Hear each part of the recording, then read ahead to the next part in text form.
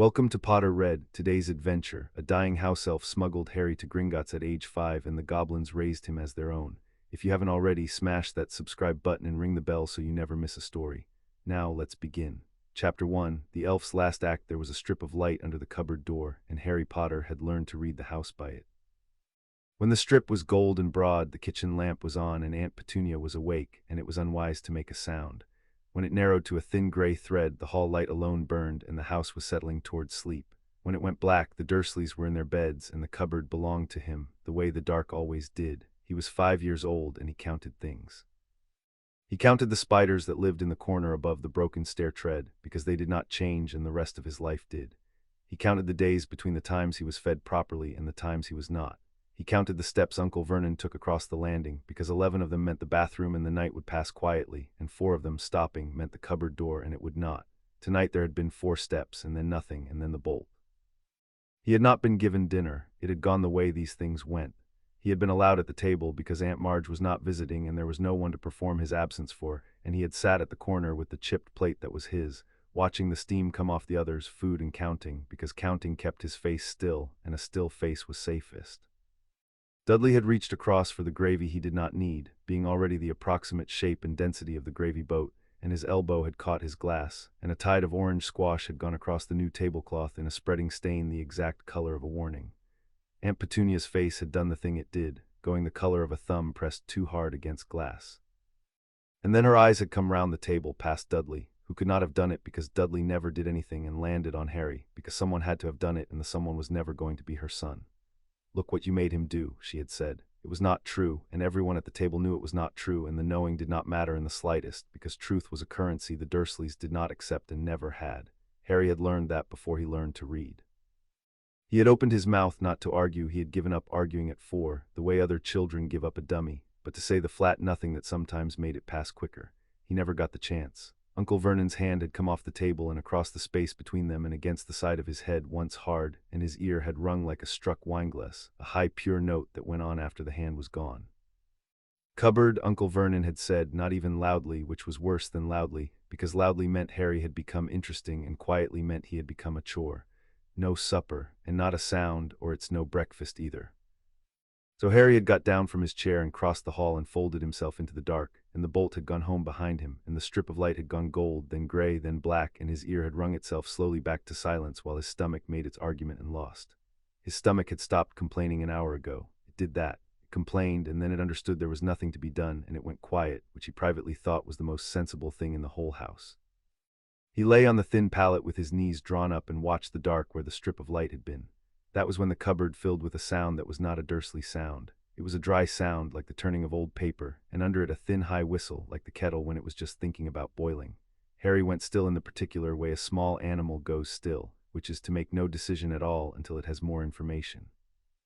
The dark in the corner by the spiders was darker than it had been. It gathered, it took on edges. A creature stood at the foot of his pallet. It was no taller than he was and far thinner, with a head too large for the stalk of its neck and ears that hung like wilted leaves. Its skin had the gray of ash that has burned all the way through, and where there should have been the firm round of cheeks there were hollows, and where there should have been bright eyes there were eyes gone the milky color of a window in winter. It wore a pillowcase filthy and frayed, knotted at one shoulder. Its hands trembled, both of them not with cold. Harry was not afraid. He had catalogued fear carefully over 5 years and knew its weights, and this did not have the weight of Uncle Vernon's hand, which was the heaviest thing he knew. This was something else. This was lighter than he was. "You is awake," the creature whispered. Its voice cracked on the last word like ice underfoot. "Good." Tibby was afraid the heir would be sleeping, and Tibby cannot. Tibby has not the strength to be gentle anymore. "Heir," Harry repeated. He had a flat way of repeating a word he meant to keep. "I'm Harry, you is both." A spasm went through the thing called Tibby, from its bare feet to the tips of its drooping ears, and it gripped the edge of his pallet to stay upright. "You is Harry James Potter. You is the heir of the House of Potter." Tibby has held that name through 4 winters, and Tibby will not lose it now, not when there is so little of Tibby left to lose it with. The kitchen had a calendar with a horse on it, and Harry had taught himself the shape of numbers from it without anyone meaning him to. 4 winters was a quantity he could hold. He had been small 4 winters ago. He had been here. "You've been watching the house," he said, "from the hedge." The milky eyes found his face and held it, hungry, as if his face were a meal Tibby had been promised long ago and finally been allowed to take. From the gutter, from under the car in the rain, Tibby could not come inside. "There is a wall on this house, heir, an old woman's wall, blood and bone, and it does not love Tibby, and it would not let Tibby through to you. 4 winters Tibby has pressed against it, and it would not open. Why tonight? Tibby's mouth worked. When the answer came, it was not the answer to the question Harry had asked, but the answer to the larger one underneath it, which is a thing the desperate do. Because Tibby is dying, it said, and a wall that is made to keep the living out is not always made to keep the dying out. Tibby found the seam tonight. Tibby has been 4 winters finding it. There is not a 5th winter in Tibby, so it is tonight ere. It must be tonight, or it is never, and never is a word Tibby will not say to the House of Potter. There was no self-pity in it. That was the thing Harry noticed. With the flat, cataloguing attention he turned on everything, lying very still on his pallet in the dark. The creature was telling him it was dying as it might tell him the time. It had made its peace with the fact and was now spending the fact as Aunt Petunia spent coins from her purse, counting and deliberate, getting what it had come to buy. What did my parents look like? Harry asked. It was not the question a frightened child asks. It was the question of a child who has been told, when he asked at all, that his parents were drunks who died in a car crash and were no loss to anyone, and who had never once believed it because he had a thin white scar on his forehead in the shape of a thing falling, and you do not get a scar like that from a car. He had been waiting 5 years for someone who might tell him the truth, and here, dying at the foot of his bed, was the first creature in the world who looked at him as though the truth were owed. Something moved in Tibby's ruined face. If a thing so far gone could be said to smile, it smiled. Your father, it whispered, was tall and laughed too loud and never once in his life walked into a room quietly, and Tibby loved him. Your mother had your eyes, green like the bottle glass the sun comes through. She was kind to elves, air which is rarer than gold, and she called Tibby friend the day she came to the house a bride, and no one had ever. The voice failed. Tibby gathered it up off the floor by force. They did not crash a car. They were murdered ere by the worst wizard that ever drew breath, and they died with their wands up in their faces to him, and the last thing your mother did in this world was stand between him and your cradle. Do not ever let anyone tell you they were small people. They were not small. Harry lay in the dark and held this as he held everything that mattered, completely and without showing it. All right, he said. All right, Tibby echoed and laughed, a terrible thin sound, half a sob. 5 years old and he says all right. Oh, you is Potter to the bone. Then it straightened, as much as the wreck of it could straighten, and its manner changed, and Harry understood that the part of the night that was for talking was over and the part that was for doing had begun. Tibby said. Tibby is going to take you out of this house, and Tibby is never going to bring you back, and Tibby is going to die doing it, and Tibby wants you to know that this is the gladdest thing that has happened to Tibby in 4 winters, so you is not to grieve it. Will you come? There were many things a wiser, more cautious creature might have asked. Where, to whom, whether the dying thing could be trusted. Harry had spent 5 years in a cupboard learning exactly how much the people who were supposed to protect him could be trusted, and the number he had arrived at was 0, and against a baseline of 0, a dying stranger who knew his mother's eyes was an improvement past calculating. Yes, he said. Tibby reached out one gray, trembling hand, and Harry took it, and it was cold, colder than a hand should be, cold as the spoons in the morning drawer, and the cold ran up his arm and did not stop at his shoulder. Hold tight, Tibby breathed. Tighter than that. Tibby's grip is not what it was. If you slip, the place between places will keep you, and there is no door out of it. So he holds Tibby's hand as if it is the only true thing left in the world, because tonight for you it is. Harry held on as if his life were a coin and the hand were the slot, and the cupboard under the stairs with its spiders and its bolt and its strip of light gone black folded shut around them like a fist and was gone. He had no word for it afterward, though he tried for years to make one. It was not falling, though there was falling in it. It was not being squeezed, though there was a squeezing, a sense of his whole self drawn through the eye of a needle while the needle disapproved. There was no air and no up and no down, and there was a roaring that was also a silence, and through it all, the one fixed point in a universe gone to liquid was the cold, dry hand clamped in his. And the hand was slipping. He felt it go, not all at once, a quarter inch, the topmost joint of Tibby's fingers losing their place in his. The roaring took on an edge that he understood without being told was hunger. The place between places had noticed him. It wanted the rest. Hold, came Tibby's voice, though there was no air to carry it. Hold, air, Tibby is almost, there is so far still, and Tibby is hold. Harry could not make his hand stronger than it was. He was 5 and he was starved, and his grip was the grip of a starved 5-year-old. So he did the only thing left to him, which was the thing he was already best in the world at. He refused. He set his whole flat stubborn will against the slipping as he had set it, every night of his life, against the dark and the cold and the certainty that he did not matter, and he willed the hand to stay in his, and some part of the place between places, or some part of Tibby, or some part of Harry that no one had ever told him was there, answered. The slipping stopped. And then there was stone under his knees, real stone, cold and gritty and gloriously solid, and the roaring cut off as if a door had slammed on it, and Harry Potter knelt in the open night on the steps of a building so vast and white that for a moment he thought the moon had come down to the street. He gasped.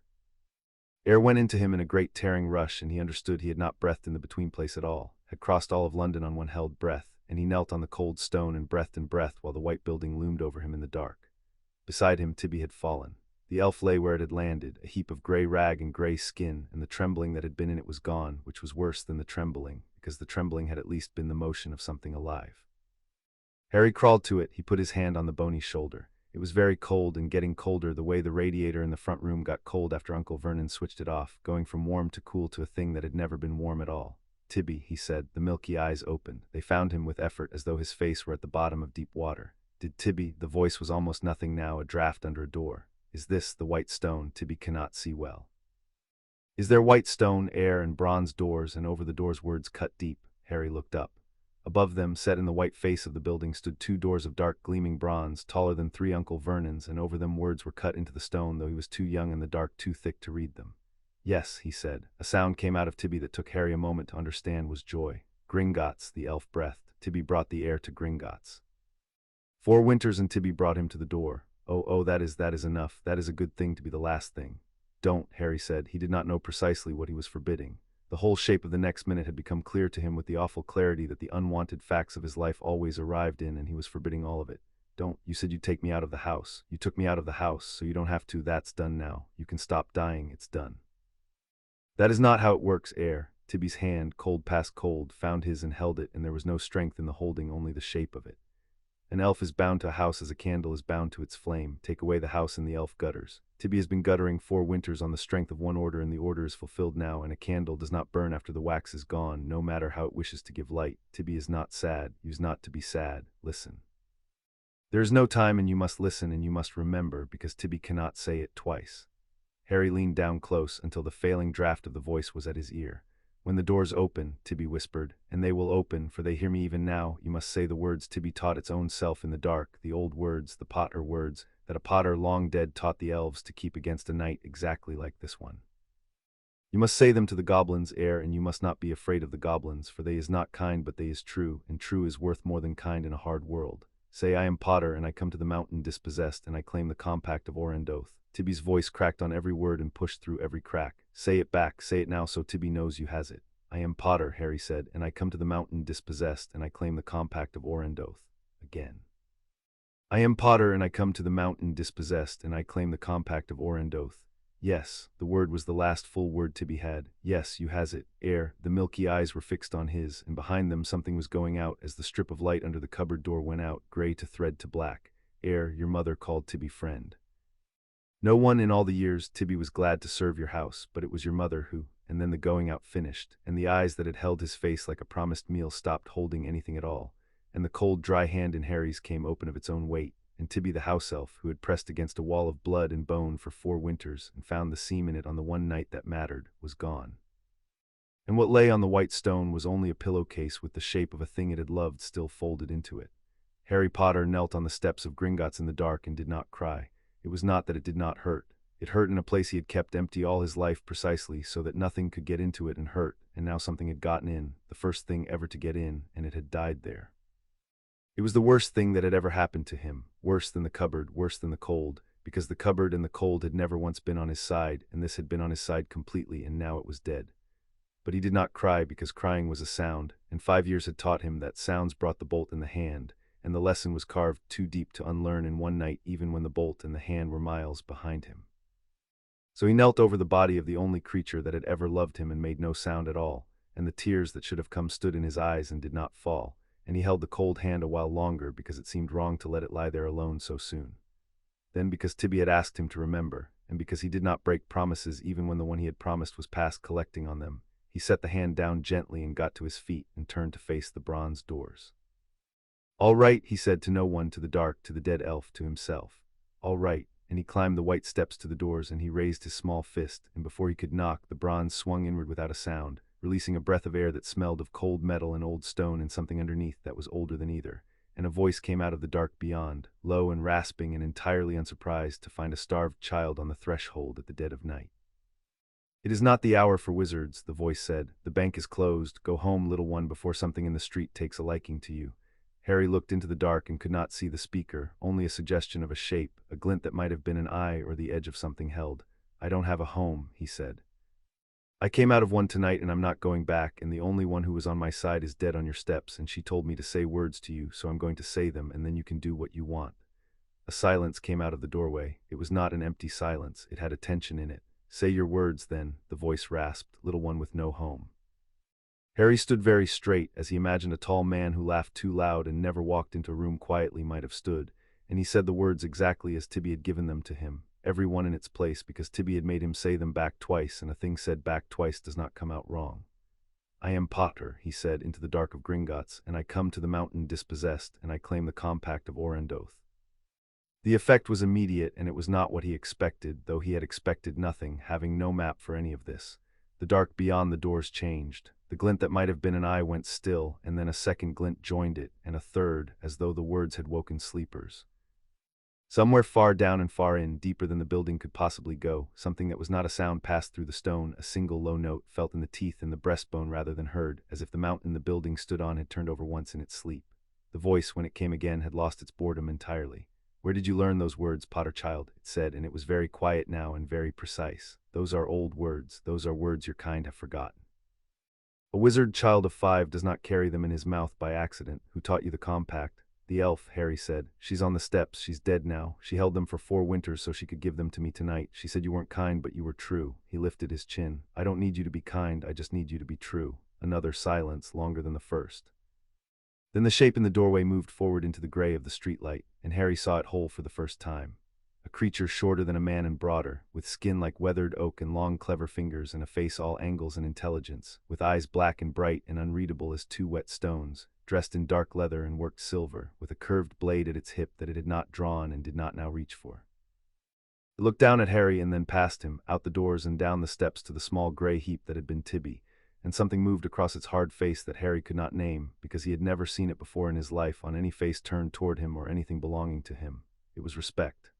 "An elf carried the compact 4 winters to die on our threshold delivering it," the goblin said slowly, as if working out the weight of the thing as he spoke it.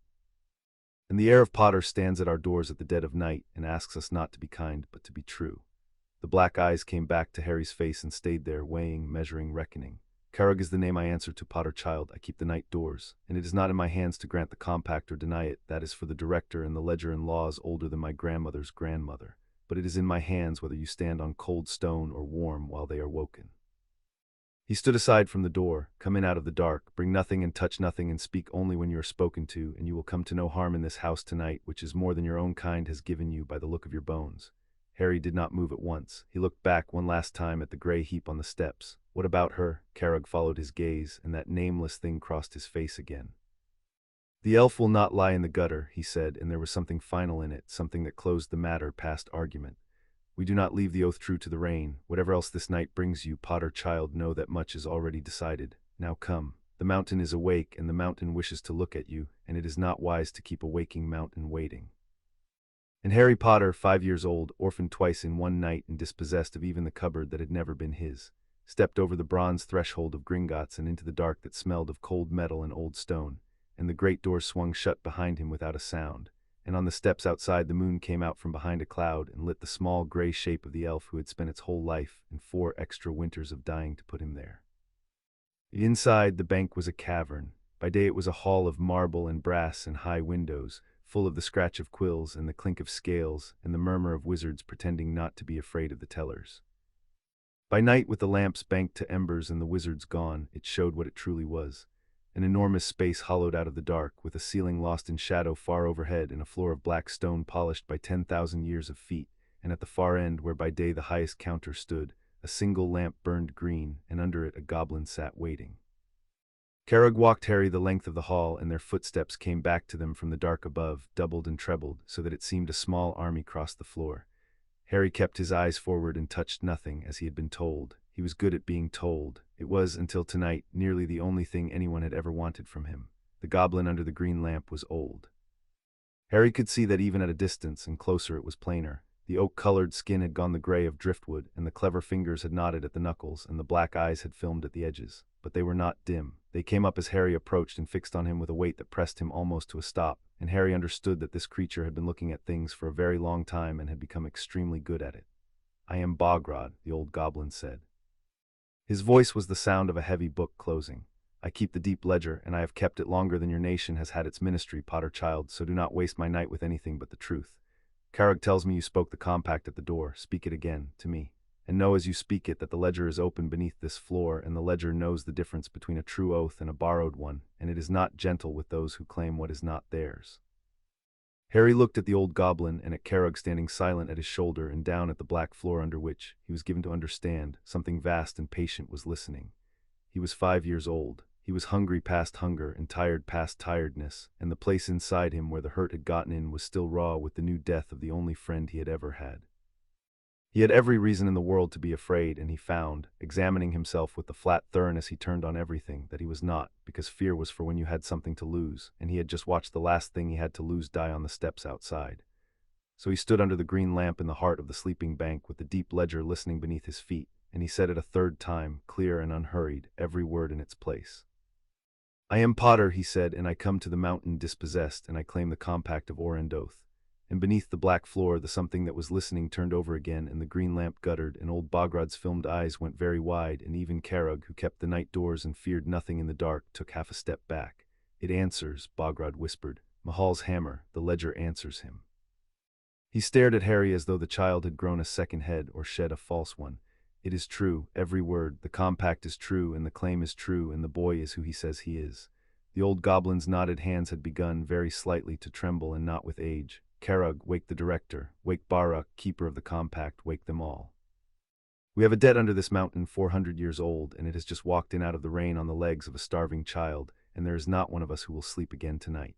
Carragh was already moving, already gone, swallowed into the dark towards some deep stair. The waiting that followed was the strangest part of the strangest night of Harry's life, because nothing happened in it and everything did. Bogrod did not speak again. He sat under the green lamp with his knotted hands folded on the great closed book before him and watched Harry, and Harry stood and let himself be watched, and beneath the floor the listening thing did not go back to sleep. He could feel it. It was a pressure under the soles of his feet, like standing on the lid of something very large that had begun, slowly, to breathe. Then a goblin came out of the dark from the direction of the doors, carrying a burden, and Harry's chest seized before his mind had caught up to why. It was Tibby. The goblin bore the elf's body in both arms, the way a person carries a sleeping child, not slung over a shoulder like a sack and not dragged, but carried, the gray head supported, the frayed pillowcase smoothed down over the thin limbs as though decency were owed even now. The goblin was young by the look of him, no taller than Harry and quick-eyed, and he crossed the black floor without a wasted step and stopped before Bogrod and inclined his head.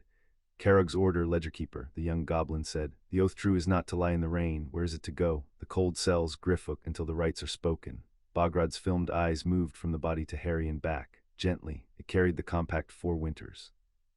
There is not a teller under this mountain who would have lasted 4 winters at it. Gently, I said. I have it gently, said Griffook, and he did. Harry took 1 step toward them before he knew he meant to. Can I? The words came out of the empty hurt place and surprised him by existing at all. Is she going to be all right where she's going? Will she be? He had no end for the sentence. The young goblin looked at him, and something passed across the quick face that was not the respect Carragh had shown, and not the awe in old Bogrod's eyes, but something simpler and more puzzled. The look of a creature meeting a thing it had been told did not exist. She is dead, Potter child, Griffook said, not unkindly, only truthfully. Nothing will be all right for her again, because there is no longer a her for things to be right or wrong about. But she will be honored, which is the only kindness the dead can still be paid, and under this mountain it is a kindness we do not spend lightly. He shifted the small gray weight in his arms. I will carry her gently the whole way. You have my word on the gold, which is the only oath my people keep. Is that enough? Yes, Harry said. Thank you.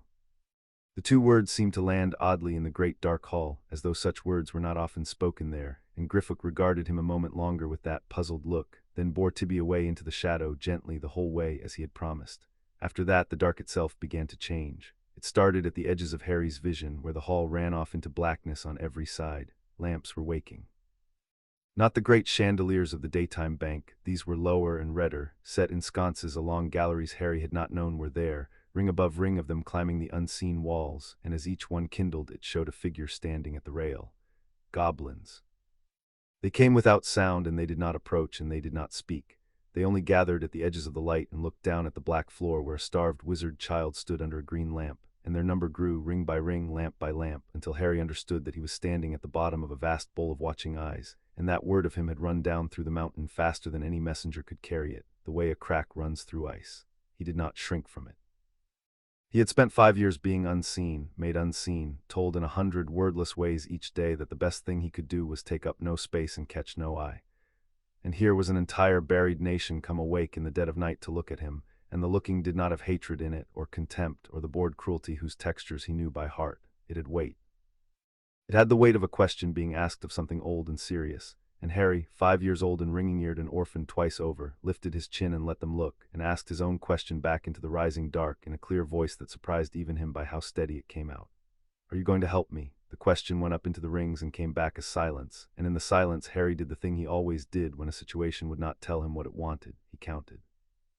He counted the lamps that had kindled, ring above ring, and lost the count past 200, which told him the gathering was larger than any room he had words for. He counted the seconds the silence held, because a silence that goes on past its natural length is a silence with a decision being made inside it. And he counted in himself the things he had left to lose, and arrived, as he had arrived on the steps, at none, and found that the counting steadied him, that it had always steadied him, that it was the one tool the cupboard had given him that worked as well 300 feet under London as it had under the stairs. He did not know yet that the goblins prized exactly this above almost any quality a creature could have, not courage, which they distrusted as a wizard's noise, but the cold steadiness of a mind that counts when it is afraid instead of fleeing. Half the watching rings had already marked it. A starved wizard child stood at the bottom of the mountain with the whole nation arrayed above him in the dark, and he was not weeping and not begging and not babbling.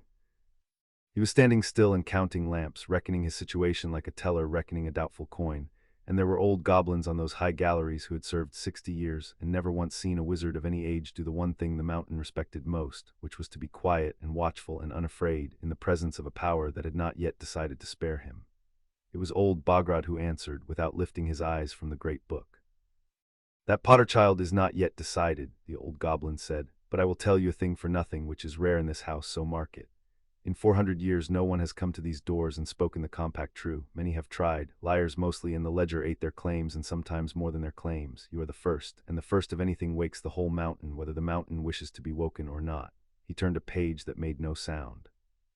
"So they will look at you tonight, all of them, down to the deep delvers who have not seen the surface in 100 years. Let them look, stand as you are standing. It is being decided whether you are a debt to be paid or a danger to be ended, and of the two, the child who stands straight under the eyes of the mountain fares better than the child who weeps. Your dead elf would have told you the same."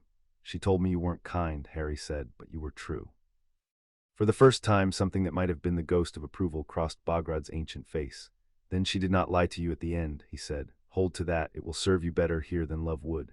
And Harry Potter stood under the green lamp in the heart of the Goblin Bank, over the listening ledger and beneath 10,000 watching eyes, and waited to learn what he had become. Far above him, the lost ceiling held its dark like a held breath. Far below, down past the cold cells where a young goblin was laying a dead elf gently to rest, a deeper door opened, and something came up out of the roots of the mountain that the whole gathered nation turned as one to face, and that, Harry would learn, was the director, who did not wake for kings and had woken for him. Chapter 1 and Chapter 2. The old compact, the director of Gringotts, came up out of the deep stair, and the gathered nation went silent, and Harry got his first look at the creature who would decide whether he lived. Ragnarok was not large. Harry had expected large. He was a head shorter than Carrug and built like something quarried rather than grown, broad and gray and seamed, with a face that had given up on expression centuries ago and replaced it with weather. He wore no worked silver and no fine leather, only a plain dark coat and an iron chain of office gone black with age, and he carried nothing and reached for nothing, and the absence of ornament made him the most frightening thing Harry had yet seen under the mountain, because everything else down here had been dressed to impress and this had not, and a thing that does not bother to impress you is a thing that does not need to. He crossed the black floor and stopped at the edge of the green lamplight, and he looked at Harry for a long count of seconds without speaking, and Harry looked back and did not fill the silence, because he had learned in the cupboard that the one who fills the silence is the one who has lost it. "So," Ragnarok said at last, his voice was low and dry, with edges in it, "the debt walks. 400 years it has sat in my ledger as a line of ink no living goblin expected to be called, and tonight it gets up off the page and stands in my hall with a dead elf at its back and asks me to be true." The black eyes moved over Harry, the bones at his wrists, the hollows under his eyes, the scar. "You are smaller than the trouble you are about to cause me. I want you to understand that before another word is spoken. You are perhaps 4 stone of starved wizard child, and you have already cost me a night's sleep, and you will cost me a great deal more than sleep before you are done, and I have not yet decided you are worth it. I didn't ask you to decide I was worth it, Harry said. The elf asked you to keep your word. That's different. You don't have to think I'm worth anything to keep your word. The silence that followed had a new quality in it. Somewhere up in the rings of watchers, a single voice made a sound that might have been a laugh bitten off at the root. Ragnar did not laugh, but something shifted behind the weather of his face, the first crack of interest. You parse the difference between worth and obligation, he said. At 5, without being taught. Tell me, Potter child, did your kind teach you that in the house you came out of? No, Harry said. They taught me I wasn't worth anything. I worked out the part about obligation myself, because if worth was the only thing that got you fed, I'd have starved. There had to be another reason people did things, so I went looking for it. Obligation was the one I could find. He paused. I think it's the one you run on too. That's why I said the words. Ragnar regarded him a while longer. Then he turned his head a fraction toward the dark at his left, where a goblin Harry had not seen arrive now stood, tall for his kind and narrow, in a coat of charcoal wool with silver buttons each stamped with a different rune, holding a slim black rod that was not a wand and not quite a cane. Barak, the director, said, you are keeper of the compact. You woke me for this. Tell me why I should not put the child back on the steps and let the morning sort him out. Because the morning director has no jurisdiction over you, and the compact does. The new goblin's voice was a different instrument, entirely smooth, precise, with the faint pleasure in it of a creature who has spent a long life being right about documents. Barak came forward into the lamplight and inclined his head to Ragnar, and then briefly and with a courtesy that surprised Harry to Harry himself. Forgive the hour, heir of Potter.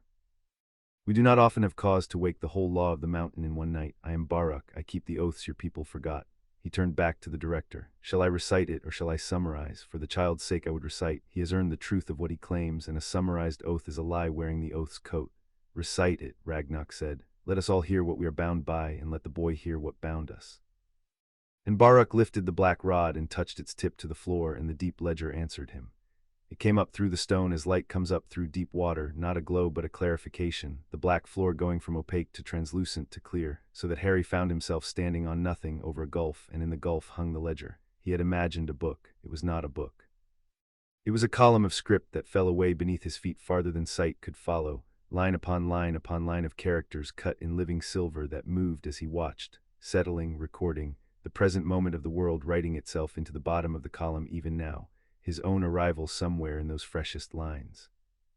And far up the column, where the silver had gone the deep blue-black of old metal, Barak's voice found one line among the millions and drew it up, and it rose through the gulf and hung before them, burning, and the keeper of the compact read it in the tongue it was written in, which was not English and not the rasping trade gobbledygook of the upper bank, but something older, full of stone and iron that Harry felt in his back teeth before he understood a word. Then Barak read it again in English for him.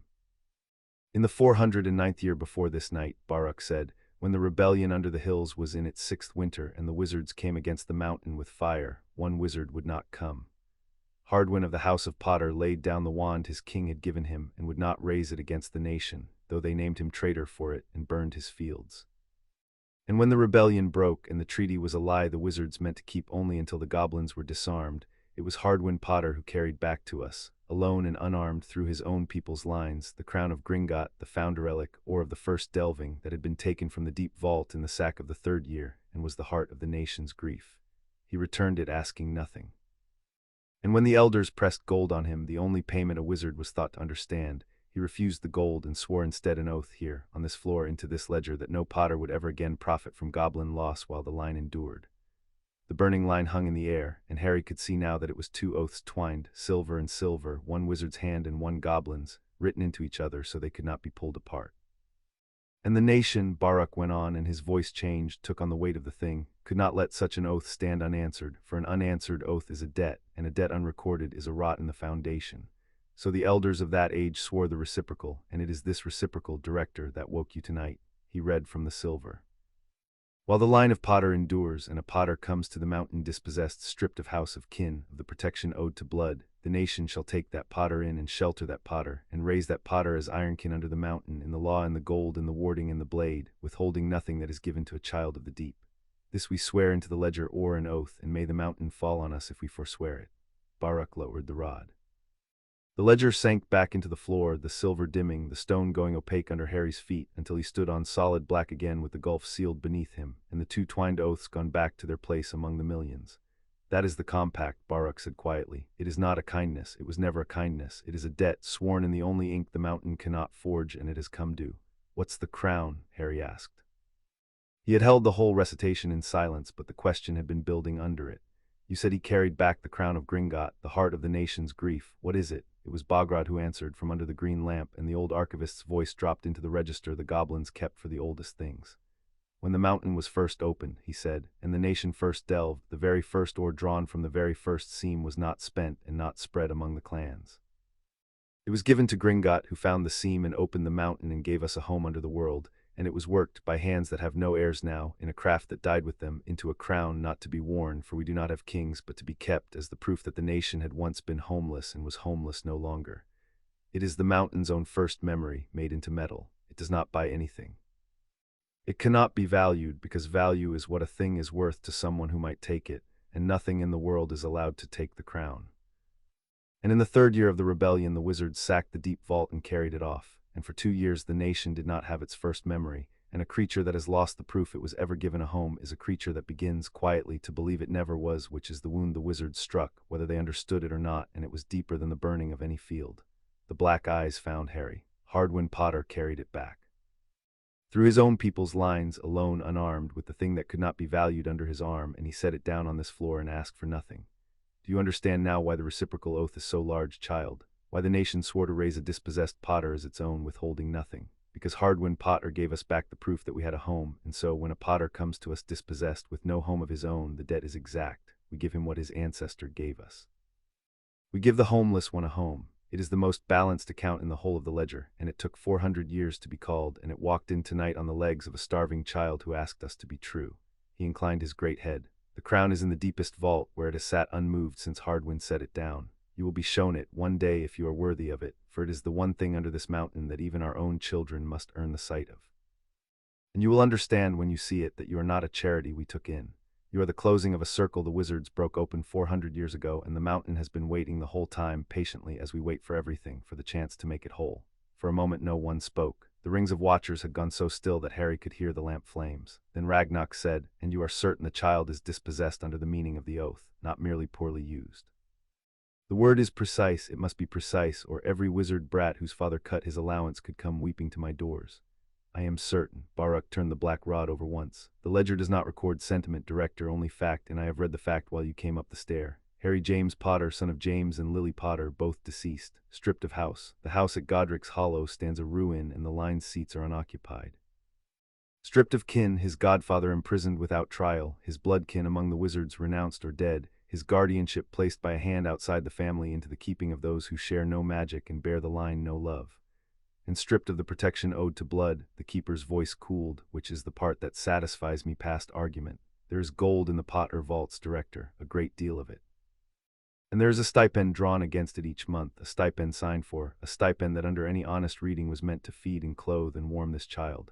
He looked at Harry's wrists, at the hollows in his face. Look at him and tell me where the gold went. The ledger records the withdrawals. It does not record 1 farthing of them reaching the boy. He is dispossessed not by accident, director. He is dispossessed by theft.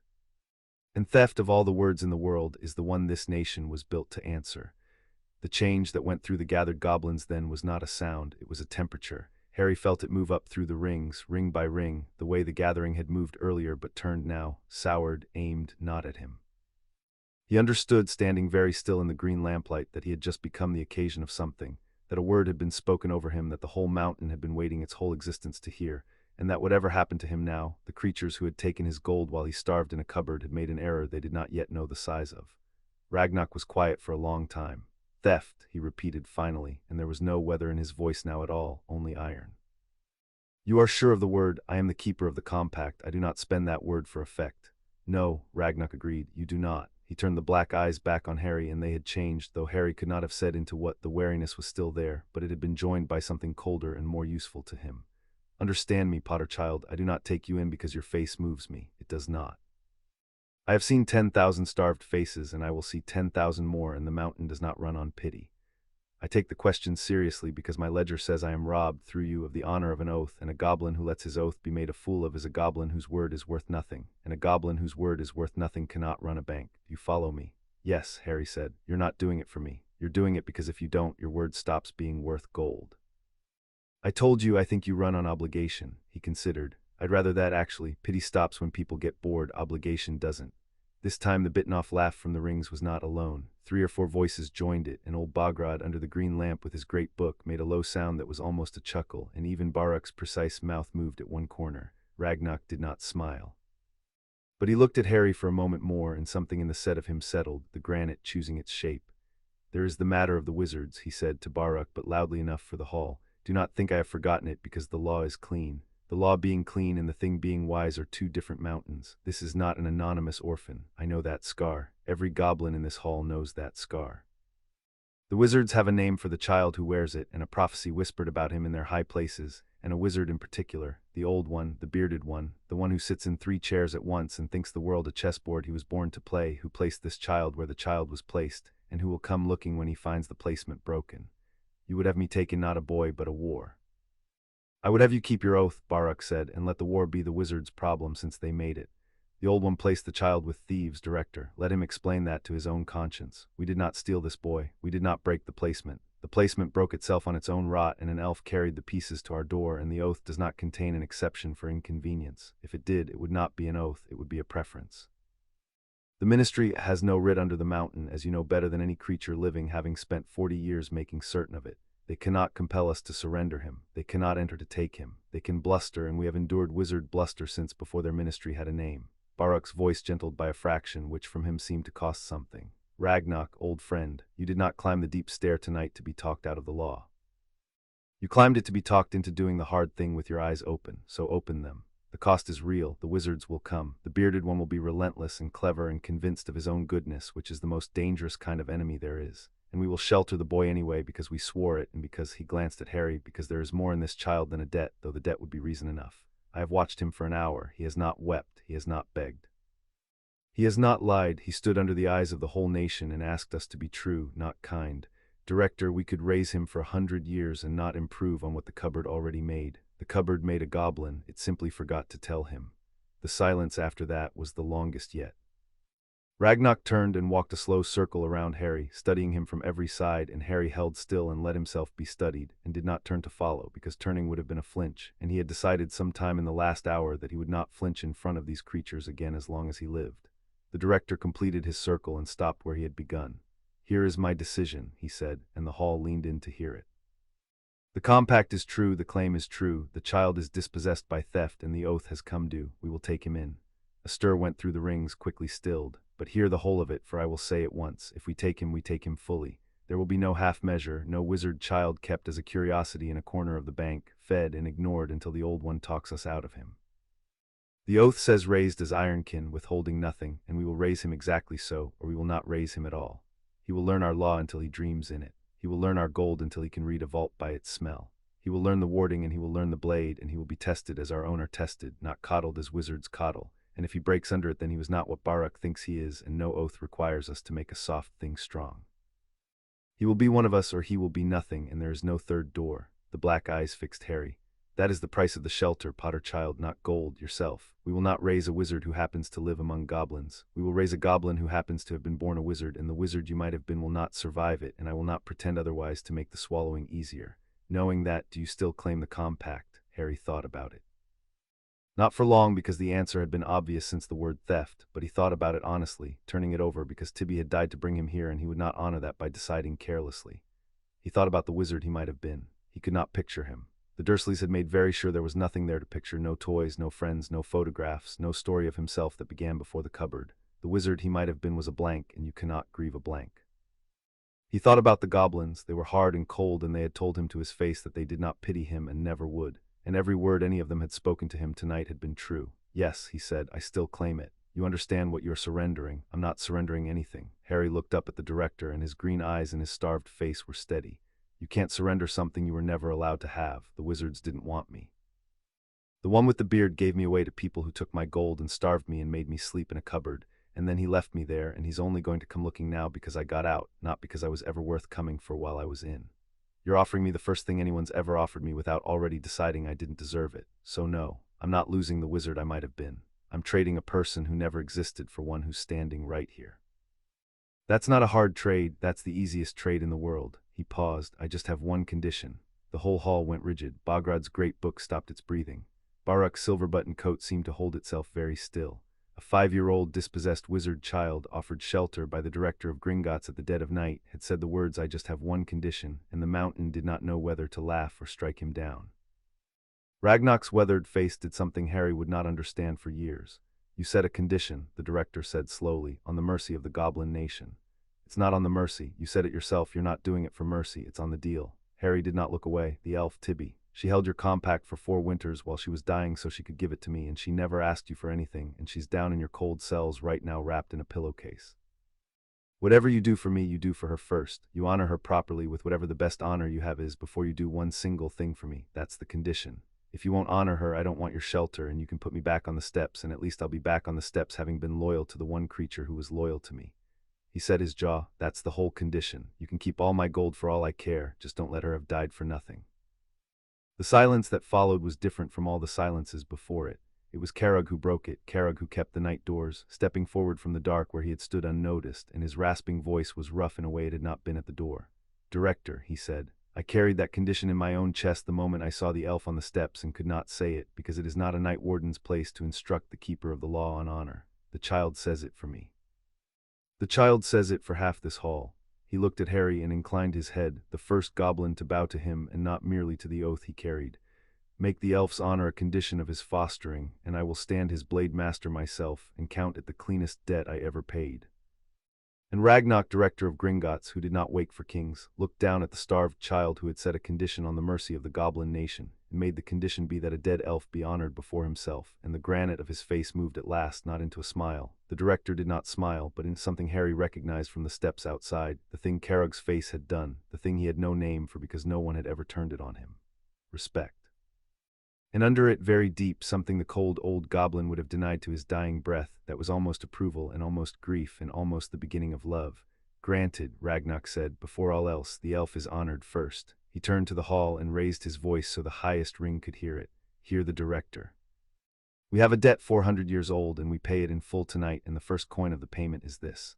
The elf that carried the compact to our door, that gave its life for the oath when its own kind had cast it off, will be given the right of the oath true that we reserve for those of our own who die with their word unbroken. The first elf in the history of the mountain to be so honored. Let the right masters be woken. Let the deep forge be lit. We do not bury the oath true. We give them back to the ore." He looked down at Harry. "Your elf will not rot in a pillowcase, Potter child. Your elf will become part of the mountain itself and outlast every wizard now living and be remembered in our ledger when the bearded one is dust. Is that honor enough for your condition?" Harry's throat did something it had not done in 5 years. He mastered it because he had promised himself he would not weep in front of them, and he kept the promise, but it cost him, and he suspected from the look in Baruk's old eyes that the cost had been seen and would not be held against him. "Yes," he managed, "that's enough." They lit the deep forge for Tibby, and Harry was brought to watch. He had thought he understood by then that the goblins lived under London. He had not understood the scale of it. They took him down, Baruk on one side and Carragh on the other, and Griffith trailing behind with the unhidden curiosity of the young. Downstairs cut into living rock, past galleries and vaults and bridges over black water, down through warm air that smelled of metal and stone and increasingly of fire, until the stairs ended on a gallery overlooking a cavern so vast that its far wall was lost in heat haze, and at the bottom of the cavern burned the deep forge. Which was not a forge as Harry had pictured a forge, but a lake of molten ore, gold and red and white, that lit the whole great space and threw the shadows of 100 working goblins up the walls like giants. "The first fire," Baruk said beside him, "lit when the nation lit it in the year the mountain was opened and never once allowed to die. Every coin you wizards have ever spent passed through a child of this fire. We do not show it to outsiders. You are not an outsider now. Watch and be still, and do not speak the elf's name aloud until the right master speaks it first, for a name spoken too soon in this place can be taken by the fire and lost. Can you hold a thing in silence that long?" Yes, Harry said. He had held things in silence his whole life. It was nearly the only skill the cupboard had given him, and here at last it was wanted. They brought Tibby down on a bier of dark iron, the small grey body washed and wrapped now in cloth of deep red shot through with silver thread, and the working goblins stilled their work as the bier passed, and lowered their tools, and a quiet came over the great cavern that the roar of the forge could not fill.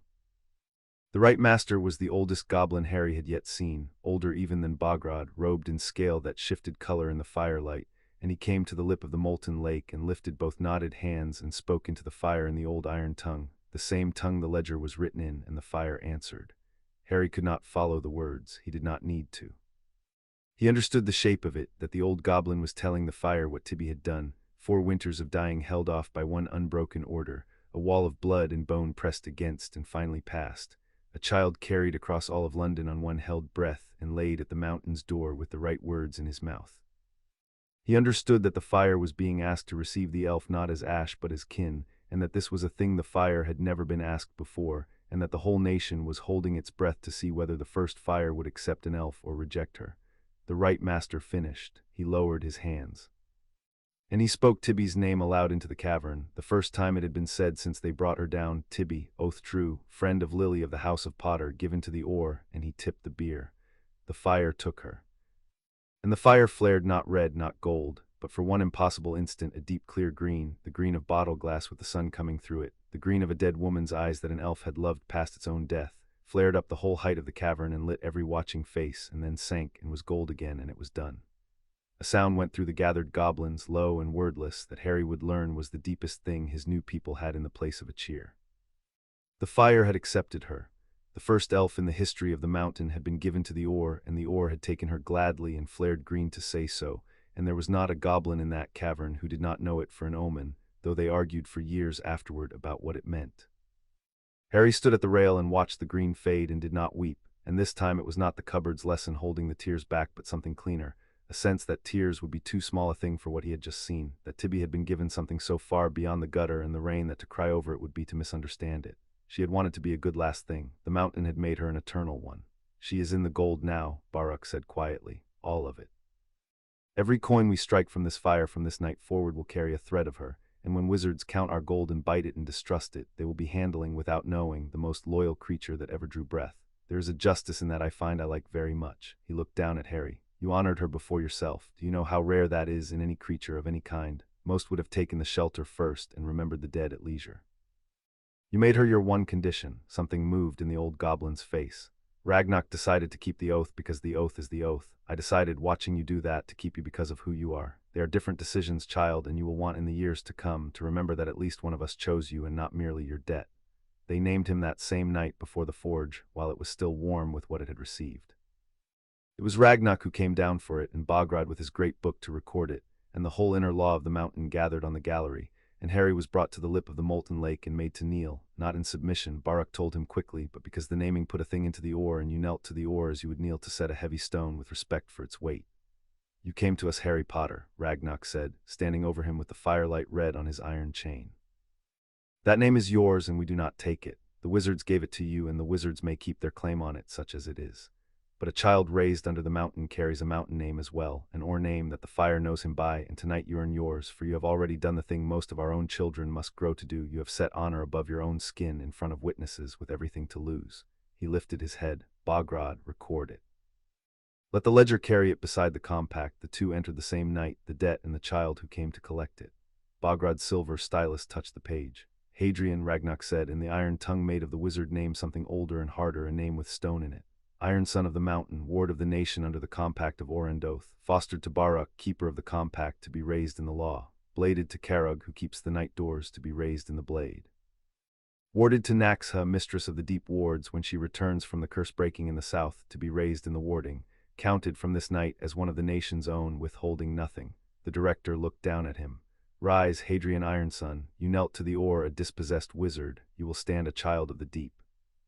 It is the only adoption this mountain has ever performed, and we will not perform another, and I find, against all my expectation, that I am not sorry to have lived to do it. And Harry Hadrian rose in the red light of the first fire with a dead elf threaded into the gold of it, and a hard cold ancient people arrayed on the gallery above him who had in the space of a single night given him more than the whole of the world above had given him in 5 years. And he looked up at the director of Gringotts and said the only thing that seemed equal to it, which was the truest thing he knew and the thing the goblins valued above all others. I'll be worth the debt, he said. I'll pay it back, all of it and more, and I won't forget who paid it first. He glanced at the fire, on the gold.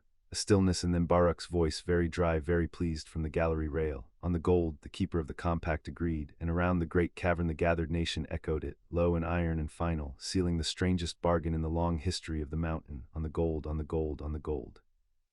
They gave him a cell of his own, deep in the residential galleries where the unmated tellers slept, and it was the first room Harry had ever had that was not a cupboard, and it was made of stone, and it was barely larger than the cupboard, and and he stood in the doorway of it and felt something he had no practice at feeling and could not name.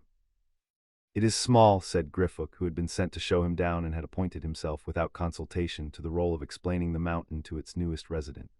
"Tellers' quarters always are. The delvers get the deep cells, which are bigger because they earn them. You will get a bigger one when you earn it. That is how it works here. Nothing is given that is not earned except the very first thing which is given to everyone, which is a door that locks from the inside."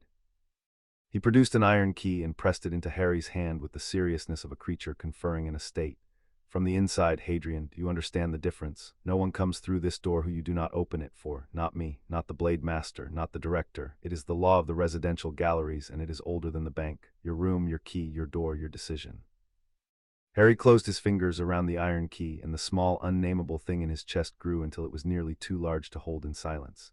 "Thank you," he said. "You keep saying that." Griffook eyed him with the same puzzlement from the hall. "Tellers do not thank each other for the law. The law is owed. You do not thank a creature for paying what is owed. But you are not a teller yet, so I will allow it, and I will tell you a thing for free, which we do not usually do." He paused at the door.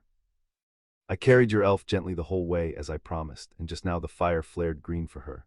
I have worked the forge galleries 6 years, and I have never once seen it flare green. So whatever you are, Ironson, and the whole mountain is arguing about it tonight, you came in on a green flame, and that is not nothing, and I should like to be your friend if friends are a thing wizards do." He considered. "We will have to work out the terms. Everything here has terms." "All right," said Harry, who had now been offered, in one night, a people, a name, a door that locked from the inside, and a friend with terms to be worked out, and who lay down that night on a stone bench in a stone room with an iron key clutched in his fist and slept, for the first time in his memory, without listening for footsteps on a landing. Far to the north, in a castle on a black lake, an old wizard with a long silver beard sat bolt upright in his bed. He had felt it before he was awake, a wrongness, a slackening, like a held rope gone suddenly light in the hand.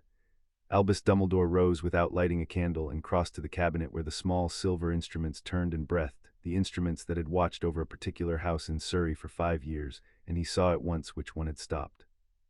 The little device that hung over the others, the one tuned to a single drop of a particular child's blood and the protection a dead mother had bought with her own, had ceased to turn. Its silver had gone cold and dull. The blood ward at Privet Drive, the ward he had staked the boy's whole safety upon, the ward that drew its strength from the child sleeping each night under his aunt's roof, had collapsed, and a blood ward did not collapse while its anchor lived within it. It collapsed when the anchor was carried beyond its reach. The boy was gone from the house. For a long moment the old wizard stood in the dark and did the arithmetic he had spent a career perfecting, the cold accounting of risk and prophecy, and the long war he believed only he could see whole. The boy had to be at Privet Drive. The whole architecture of the next decade depended on it, the protection, the obscurity, the careful ordinariness that would keep a marked child alive and humble until the hour came round when the world would need him. If the boy was gone, the architecture was cracked at its foundation, and Albus Dumbledore did not like cracks he had not put there himself. He reached for the instruments tuned to the child's life and location, the ones that would tell him the boy yet breathed and roughly where. He set his fingers to them and waited for the small, warm certainty he had taken for granted for 5 years. It did not come. The life thread held, faint, distant, but alive. The boy lived somewhere. But the location thread, the one that should have drawn a clear line on the map of Britain straight to a frightened child, spun and would not settle, the needle hunting in circles as though the place it sought had been folded out of the world, and the map no longer had a square to put it in. There was exactly one place in Britain that did that to his instruments. One sovereign ground his charms had never been able to pierce, one institution that answered to no ministry and no Wisengamot and no chief warlock, however many chairs he sat in.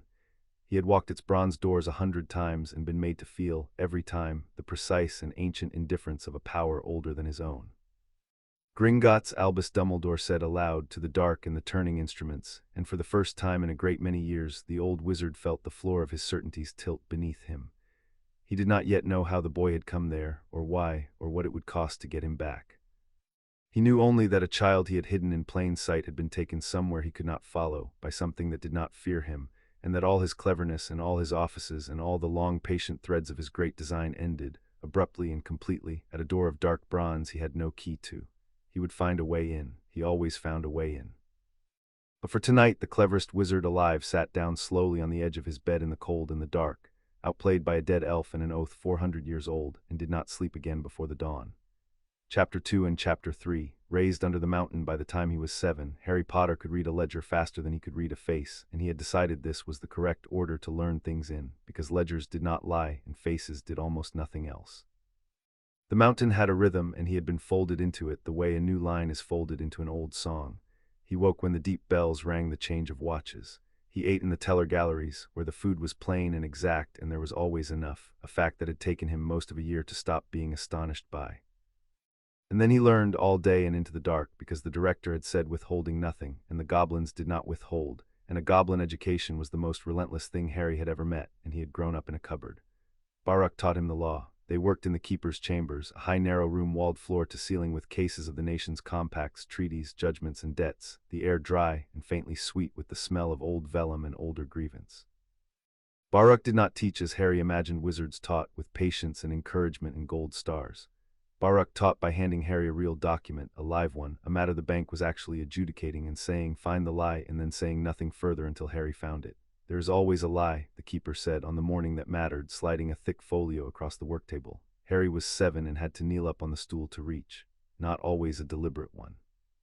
Sometimes the lie is an error, and the error is honest, and it is still a lie, because the page says a thing that is not true, and gold will move on the strength of it. Your task is never to decide whether the liar meant it. Your task is to find the place where the page and the world disagree. Find it, Hadrian. This clan has come to us to settle a marriage portion that has been disputed for 30 years, and 3 keepers before me failed to settle it, and I am beginning to think it cannot be settled, which offends me. Find the lie, Harry read. The folio was the financial history of 2 goblin clans across 3 generations, a marriage that had joined them, a death that had divided them, and a portion of gold, 800 and some odd marks of the deep coin, that each clan swore the other had never paid. The numbers were enormous, and the entries were ancient, and the handwriting changed 4 times, and Harry read all of it twice, while the deep bells rang 2 watches, and Baruch worked at his own desk and did not look up. On the 3rd reading he found it. It was paid, Harry said. Baruch's stylus stopped. Was it?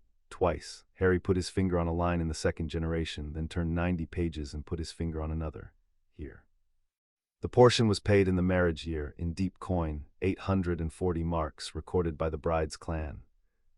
And here, 30 years later, after the death, the groom's clan paid it again, 840 marks, deep coin, because the record of the first payment had been made in the bride's private ledger, not the bank's, and when she died her ledger was sealed with her, so the groom's clan never saw it, and they assumed the debt unpaid and honored it a second time rather than be called oath breakers. Both clans are telling the truth. That's why 3 keepers couldn't settle it. They kept looking for a clan that lied, and neither clan lied. The portion was paid twice, and the bank is holding 840 marks that belongs to nobody, because it was paid to settle a debt that was already settled. He looked up. The bank owes the second payment back to the groom's clan with 30 years of the deep interest. That's the lie. The lie is that anyone owes anyone. Nobody owes anyone. The bank owes everyone. The keeper of the compact was silent for a long count. Then he rose and crossed to the door and called down the corridor for a clerk, and when the clerk came, Baruch said, "Pull the death-sealed ledger of the bride Frega, 3rd generation of the Copperdelve line, by writ of the keeper, and cross it against the bank's record of the Ironvine marriage portion. The boy says it was paid twice. I believe the boy. Verify it and bring me the reckoning of interest owed." The clerk's eyes went to Harry, to the 7-year-old wizard child kneeling on a stool, and then went carefully blank, and the clerk left. Baruch came back to the table and looked down at Harry for a while. 30 years, he said. 3 keepers. A clerk has just gone to confirm what you read in 3 passes of a folio at 7 years old. He sat. "I am going to tell you something now, Hadrian, and I want you to hold it correctly, because a thing like this can be held 2 ways, and one of them ruins a creature. You did not solve that because you are special. You solved it because you assumed both clans were honest, and 3 honest keepers before me assumed one of them was lying, because that is how the world has trained us all to read, looking for the villain. You found the truth because you did not need there to be a villain. That is not cleverness. Cleverness I could teach a stone. That is something else, and it is rarer, and the cupboard gave it to you, I think, by teaching you that sometimes everyone around you can be telling the truth as they see it, and you can still be sleeping under the stairs." He let that sit. "Do not let anyone, including me, turn it into vanity. The day you start reading a page certain you are the cleverest thing that ever read it is the day you start missing the lie. Stay humble before the page. The page does not care how clever you are. The page only rewards the reader who comes to it without needing it to flatter him. Now," he slid another folio across. "Find the next one. There is always a next one." Harry took the folio. Something had changed in the room, and he understood, kneeling on his stool with the dry, sweet air of the law around him, that he had stopped being only a ward to be honored and become, in Baruch's eyes, a mind to be sharpened, and that this, in the economy of the mountain, was worth more than gold, because gold was given and sharpening had to be earned. He found the next lie in 2 passes. Baruch said nothing, but he poured Harry a measure of the bitter root tea the goblins drank, the adult measure, not the watered one, and that was louder than praise. The director watched him grow, and did not pretend otherwise. Harry became aware of it slowly, a figure on a high gallery during a blade lesson, gone before he could look up. A question relayed through Baruch that could only have come from one source. The plain dark coat and black iron chain glimpsed at the edge of the forge cavern on the nights Harry was brought down to study the assaying of new gold.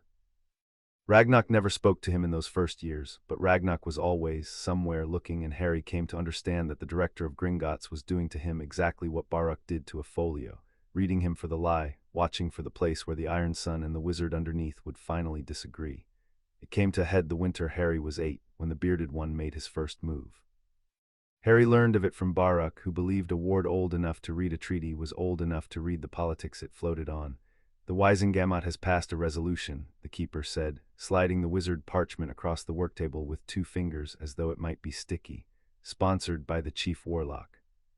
It instructs the ministry to, and I quote their lovely phrasing, inquire into the welfare and whereabouts of a minor of significance to the wizarding public, believed lost, and to seek the cooperation of all parties, including non-human institutions, in his recovery. Non-human institutions, that is us, Hadrian, that is the whole of the threat, dressed in its court clothes. The bearded one cannot find you, cannot reach you, and cannot prove you are here, so he is building a paper road to our door, one resolution at a time, hoping that if he makes enough of the wizard world ask the question, we will tire and answer it. Will you? Harry asked. It was Ragnarok who answered. He had come into the keeper's chamber without a sound, as he did everything, and he stood in the doorway in his plain coat with the parchment's reflection small in his black eyes. No, the director said. It was the first word he had spoken directly to Harry in 2 years. We will not tire because we do not tire. Tiring is a wizard luxury. I did not take you in to surrender you to a resolution, boy. I took you in because the oath came due and the gold was stolen, and neither of those facts has changed, and a fact does not bend because a man in a tall hat asks it to. He came to the table and looked down at the parchment and then at Harry. But understand the shape of what is coming, because you are old enough now and I do not coddle. The bearded one will not stop. He is patient as stone and convinced he is righteous, which makes him worse than any greedy man, because a greedy man can be bought and a righteous man cannot. He will spend years on you. He will wait if he must for the one lever the law gives him, and there is one boy, there is always one, and his is the day you turn 11, when his castle's enchantment writes your name in its book and his world's law says every magical child of Britain belongs for 10 months a year to him. The director's seamed face did not change. We have until you are 11 to make you into something his lever cannot move. That is the work, that is why we do not coddle. Now stop reading my politics and go and read Baruch's folios, and become, by 11, a creature no headmaster on earth can pick up and carry away. He left as silently as he had come. Harry looked at the parchment a moment longer, and then put it aside and reached for the next folio, because the director had in his way just told him something Harry had needed to hear. That the safety of the mountain was real but not infinite, that a clock had been running since the night he arrived, and that the only wall that would still be standing when the bearded one finally reached the bronze doors was the one Harry built, day by day, out of himself. Griffook taught him the gold, which the goblins insisted was a different study from the law, and Harry came to understand why. The law was what gold ought to do. The gold was what gold actually did, which was alive and hungry and not always obedient to the law at all. Wizards think gold is a number, Griffook said, the first time he took Harry down into the working vaults, the lamp throwing both their shadows long against walls of stacked and slotted coin. They were 9 and 6 years respectively by then, though goblin years and wizard years did not map cleanly and they had given up trying. They think a galleon is a galleon is a galleon. This is why wizards are poor even when they are rich. Gold is not a number, Hadrian. Gold is a weight with a memory. Feel this. He pressed a coin into Harry's hand, an old one, worn smooth. Where has it been? Harry closed his eyes because Griffook had taught him that the eyes lied to the hand, and he held the coin and let it be heavy. It's been melted, he said slowly. More than once. The edge isn't worn, it's soft, as if it were cast and not struck, and it's warm. Coin shouldn't stay warm. He opened his eyes. It came from the deep forge, recently. This is new gold pretending to be old. Someone wants it to look like it's been in a vault for a century. Griffook's sharp face did the thing Baruch's did, the thing that meant Harry had found the lie. It is a forgery test piece, he said. We strike them to train the young. You felt the forge warmth in it, which most tellers do not feel until they are 40, and you felt it at 9. He took the coin back. I am going to stop being surprised by you eventually, Iron Son, but not today. Now, the lesson under the lesson. Why does the bank let new gold pretend to be old? It doesn't, Harry said. That's the whole point of a bank. The bank is the thing that won't let gold lie about where it's been. He thought it through aloud. A coin's value isn't in the metal. It's in the true story of the coin, who mined it, who struck it, whose vault it sat in, what it bought. The bank is the keeper of the true story. That's what you sell, not safety, truth. Wizards think they pay you to guard their gold. They actually pay you to be the only creatures in the world who can't be lied to about it. The vault was silent but for the hiss of the lamp. There are goblins, Griffith said at last quietly, who have worked these galleries their whole lives and never once said that out loud, though they live it. You are 9, he shook his head. Come, there's a thing I am not strictly permitted to show you, and I am going to show you anyway because friends share the deep things and we worked out our terms. Stay close and touch nothing, and if it speaks to you, do not answer until I tell you the word. He took Harry down past the working vaults, past the high vaults, down to where the air went cold and the lamps would not stay lit, and they walked by the light of a single charmstone in Griffith's fist, to a door that was not a door but a fall of pale gold like a frozen waterfall, that hummed very low with a sound that was almost a voice. Living gold, Griffith breathed, the deepest seam. Or that was never mined, never struck, never spent gold that does not yet know it is money, that is still only itself. This is what the wizards would do anything to reach, and what no wizard has ever reached, because it cannot be carried out. It must be wooed out, coin by coin, with the old songs, and it only comes to those it trusts, and it trusts nothing that wants it. The charm light played on the frozen fall, and Harry saw that it was, faintly moving, the way deep water moves. We do not show this to wizards. We show it to you because you came in on a green flame, and because Baruch says the mountain has decided something about you that even the director will not say plainly. Put your hand near it, not on it. Near. Harry lifted his hand toward the living gold, and the humming changed. Ozen warmed, and the pale fall of ore leaned very slightly toward his open hand, the way a plant leans toward a window, and a thread of it the thickness of a hair detached and drifted across the cold air and touched his palm and lay there, warm, a single curl of gold that no wizard had ever been given, that had never been money and now never would be because it had chosen. Griffith stared. Came to you, he said, and his voice had gone strange. Hadrian, came to you and you did not even say. In 600 years of records I have never, he stopped. He looked at the curl of living gold in the wizard child's palm, and then at the wizard child, and something moved behind his eyes that was not entirely comfort.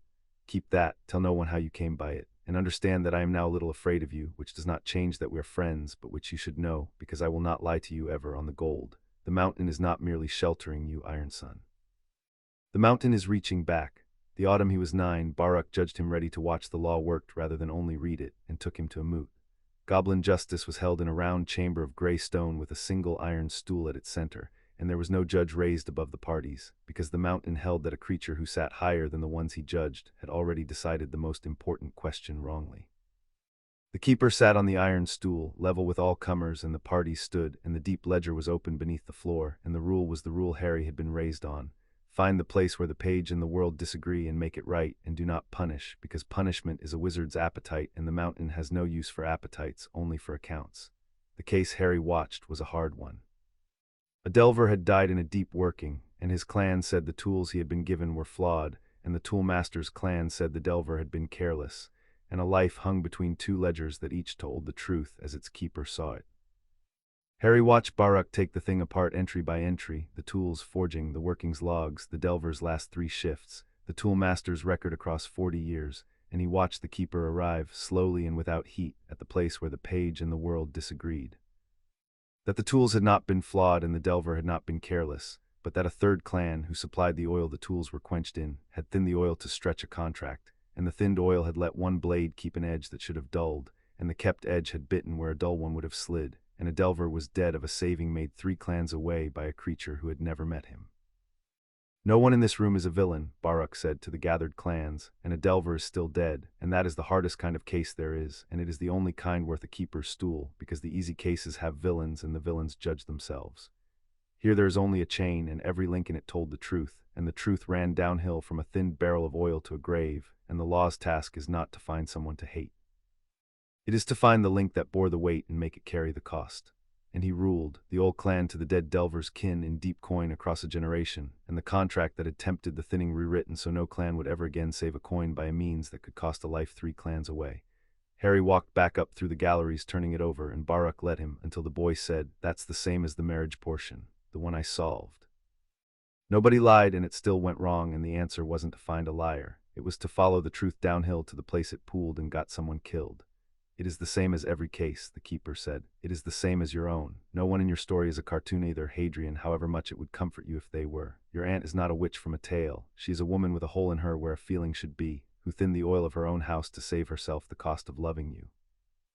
Bearded one is not a dark lord. He is a wise man who thinned the oil of his conscience to stretch a war, and a child slept in a cupboard 3 clans downhill of his saving. You will want, when you are grown and powerful and angry, to make them villains, because villains are easy to hate and easy to break. Do not. Follow the truth downhill, find the link that bore the weight and make it carry the cost, and leave the hating to wizards who have appetites and the appetites that make them weak. He almost smiled. That is the whole of the law, everything else is dates. Carrog taught him the blade, and the blade taught him about pain. The blade master did not explain things. He had explained once that he would not explain things, and then he had been as good as his word for 2 years. He put a wooden practice blade in Harry's hand at 6 and a blunt iron one at 8 and a true edge at 10, and he attacked slowly at first and then not slowly, and Harry learned the way the body learns, which is by failing and aching and failing slightly less. You flinch from the cut before it lands, Carrog said, the day Harry turned 10, circling him on the sand of the training cavern with a true blade for the first time, its edge catching the forgelight red.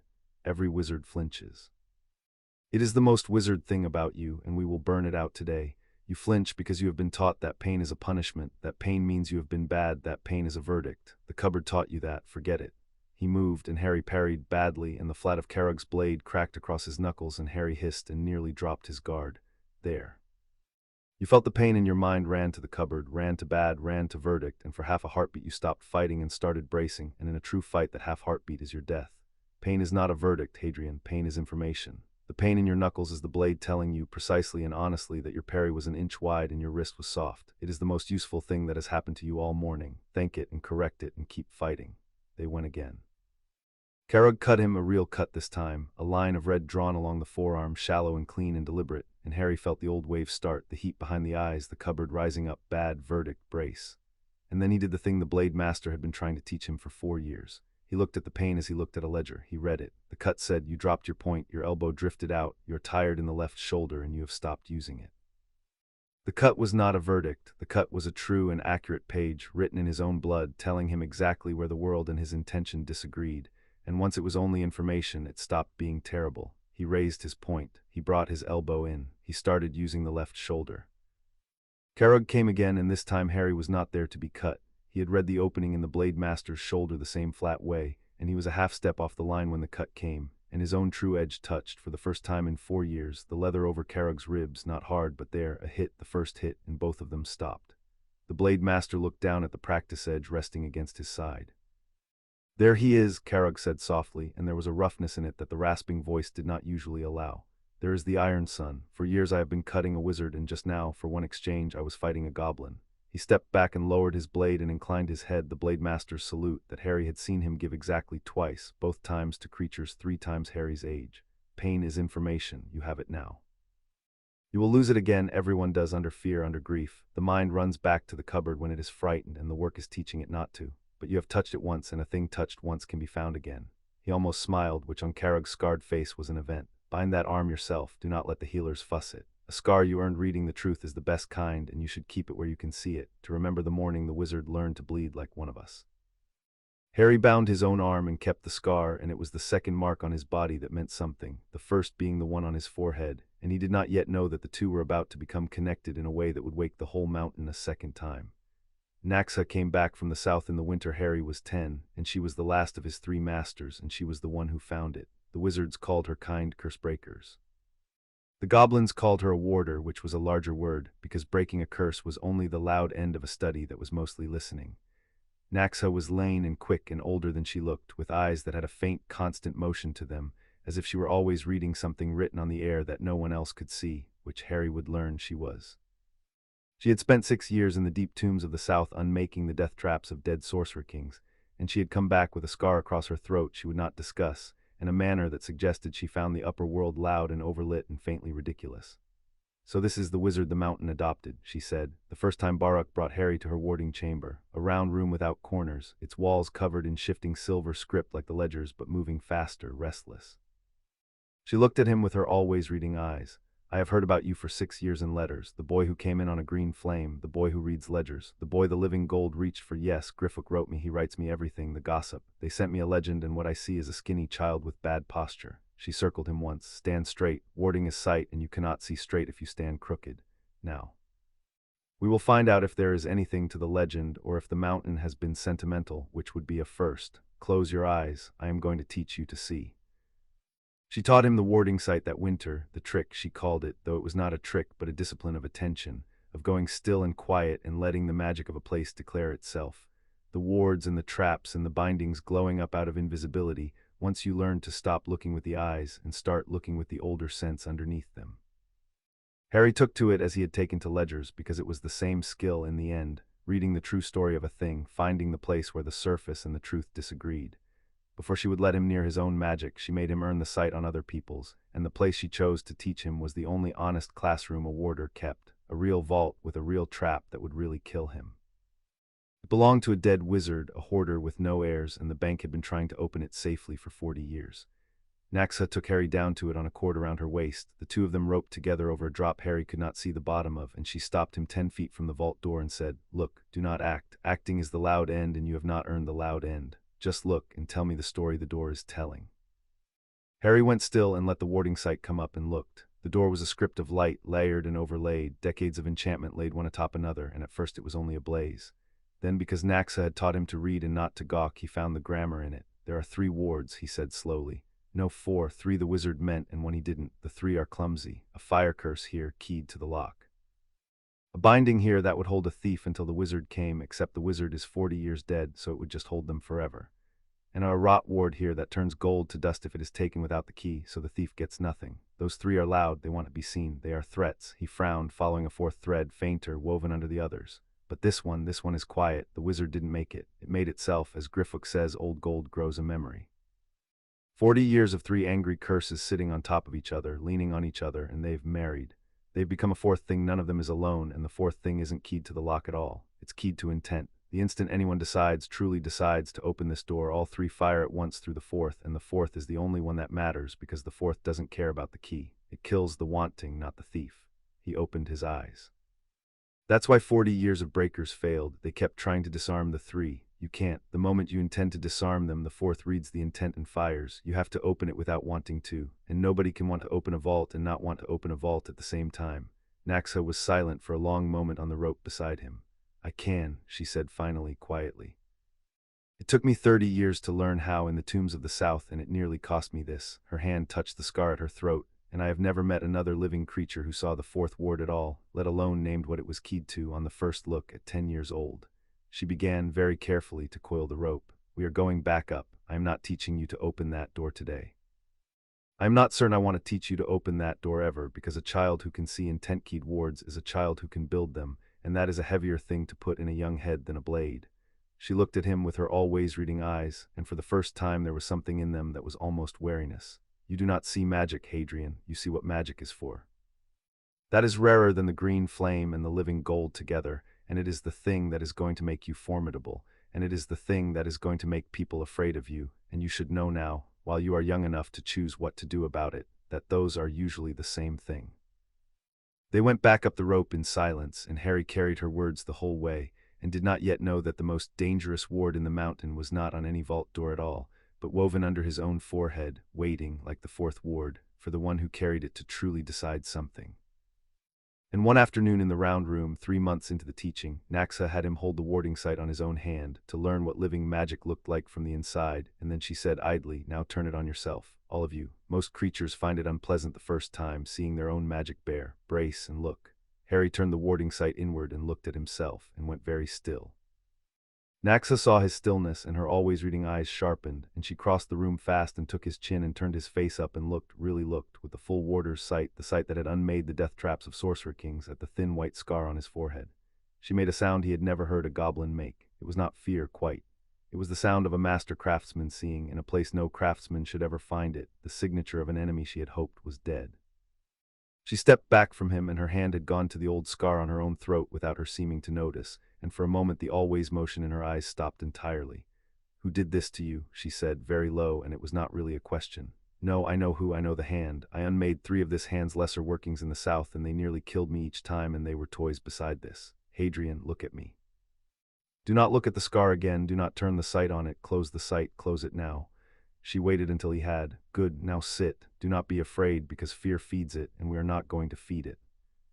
But I must go and wake Baruch, and Baruch must wake the director, and the director is going to be very angry, not at you, never at you, at the fact that this has been under his mountain for 5 years and not one of us saw it, because we were not looking, because who looks for that in a child?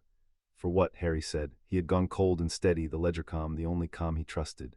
Tell me, I read true pages, Naxa, don't give me a soft one. What's in my scar? Naxa looked at the wizard child she had been ordered to teach, and she did him the honor she would have done one of her own, which was the truth on the gold, unsoftened. A piece of a soul, she said, not yours, his. The one who killed your parents and tried to kill you and did not finish dying himself because he had already done the unspeakable thing, the thing my people have a name for that I will not say in this room. He had torn his own soul and hidden the pieces to cheat death, and one of the pieces tore loose the night he broke on you, and it had nowhere to go, and it went into the nearest living thing, and the nearest living thing was a 1-year-old child, and it has been riding behind that scar ever since. Sleeping. Listening, waiting for its master to find a body and call it home. Her voice was iron now, the warder's iron. You have been carrying your enemy inside your own head since before you could speak, Hadrian Ironson, and the wizards who knew what you were left you in a cupboard, and not one of them, not the bearded one, not any of them, ever once tried to take it out. We will. The mountain does not leave an enemy's soul shard in the head of its own child. But it is the most dangerous magic there is, and it has never been done to a living host without killing the host, and we will have to invent the way to do it down here in the dark with the deep fire and the old rites, and it will be the worst day of your life so far, and you have had some bad ones. She held his eyes. I will not lie to you. There is a chance it kills you, but there is a certainty that leaving it kills you slower and worse, so the chance is the better road. Do you understand what I have told you? Harry sat in the cornerless room with the restless silver light moving on the walls, and read the page she had handed him, all of it twice, as he read everything and found no lie in it because there was none. Yes, he said. There's a piece of the worst wizard who ever lived hiding in my head, and it's been there my whole life, and everyone who should have helped me left it there, and you're the first person who ever offered to take it out even though it might kill me. He looked up at her, and his green eyes were very steady and very cold, and for the first time something moved in them that was not the ledgercom at all, something that had been waiting behind it for 5 years for a name. Take it out, Naxa, I don't care what it costs. I have been somebody's hiding place my whole life, the Dursleys, the bearded ones, and now his. I'm done being a place where other people keep their things. Get him out of my head, his jaw set. And then tell me everything about how he tore his soul and where the other pieces are, because if there are more, then he's not all the way dead, and a debt's a debt. He almost smiled, and it was not a child's smile at all. I learned that here. You don't leave a debt on the page, you collect it. Naxa looked at the boy the mountain had raised, and at the cold, clean thing that had just woken behind his eyes, and she understood, with the warder's sight that read more than magic, exactly what the goblins had made in the dark over 5 years, and exactly what was now going to be turned in time on the wizard who had carved that scar. On the gold iron sun, she said softly, and went to wake the law of the mountain, and behind her Harry Potter sat alone with his enemy in his head and was not afraid, because fear was for creatures who had something to lose, and he had decided that winter afternoon in the round room that he had stopped being one of those a long time ago, and that very soon the thing in his scar and the master who had put it there. We're going to learn the difference between a child you can hide your soul in, and a child the mountain raised to find what is hidden and collect what is owed. Chapter 3 and Chapter 4. Outside Dumbledore's reach, Albus Dumbledore had spent 5 years learning the precise dimensions of a door he could not open, and he had come to hate it with a patience that frightened him. He sat in his circular office at the top of the school, in the gray hour before the portraits woke, and laid out the failure again, because a problem examined often enough sometimes confessed a seam. On the desk before him were the tools of 5 years of searching, and every one of them had failed in a different and instructive way. There was the locator glass, which for a wizard child of Britain would draw a thread of light to wherever that child slept. He had keyed it to a drop of Harry Potter's blood, taken the night he laid the boy on the Dursleys' step, and for 4 years it had pointed faithfully at Surrey, and then one autumn night it had begun to spin, and it had been spinning ever since, slow and patient, like a compass at the pole, finding everywhere and therefore nowhere. There was the life quill, which wrote a single word on a blank page each dawn, alive, alive, alive, and had never stopped writing it, so the boy lived, which was the one mercy in the whole affair and also the one fact that made everything else unbearable.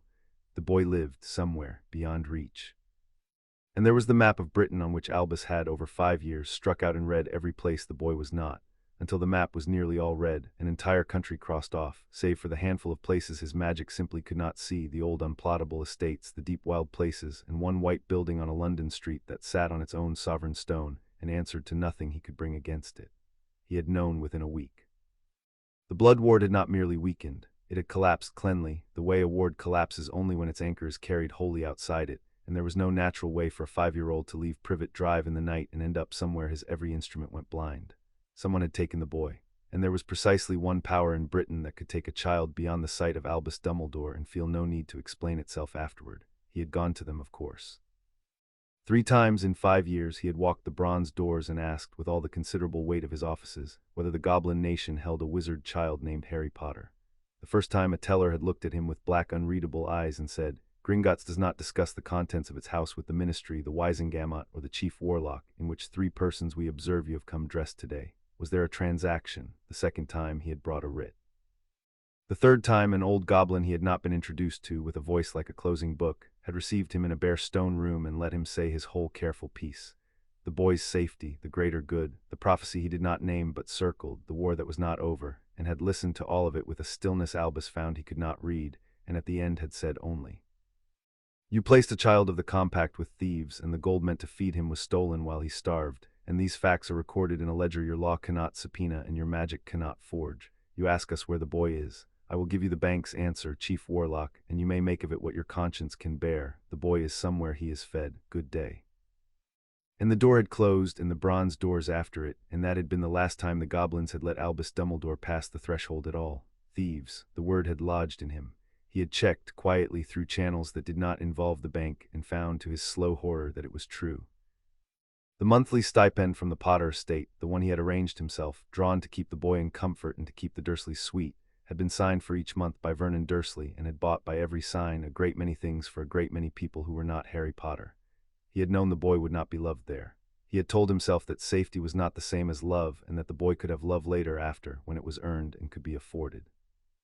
He had not let himself know the boy was being starved. There was a difference, he understood now, between not knowing and not letting himself know, and the difference was the whole weight of a child, and it sat on him in the gray hours. He had gone to the house once in the second year of the search, in person and unannounced, because some failures a man must witness with his own eyes, or he will let himself believe they are smaller than they are. Vernon Dursley had opened the door already reddening, and gone a deeper color when he understood who stood on his step and tried to close it, and found that he could not, the door having developed, in Albus's quiet presence, opinions of its own. The conversation that followed had been brief, and had stripped a quantity of comfortable fiction from the old wizard with every sentence. No, the boy had not been seen since that autumn night 2 years past. No, they had not reported him gone. To whom would they report it, and why would they want him back? Yes, the money had kept coming for a while after into the account, regular as rent, and they had spent it because it was owed them, wasn't it, for the years of bother, for taking in what nobody else would. Petunia had stood white-faced in the hall behind her husband and said nothing at all, except once, when Albus asked whether she did not fear for her sister's child. Alone in the world, she had said, in a voice like a door scraping a floor, "He was never my sister's child to me. He was a bill that arrived, and now he hasn't." And she had looked for one unguarded instant, not cruel but simply emptied, a woman who had decided long ago to feel nothing about a particular subject, and had succeeded so completely that there was a hole in her where the feeling should have been.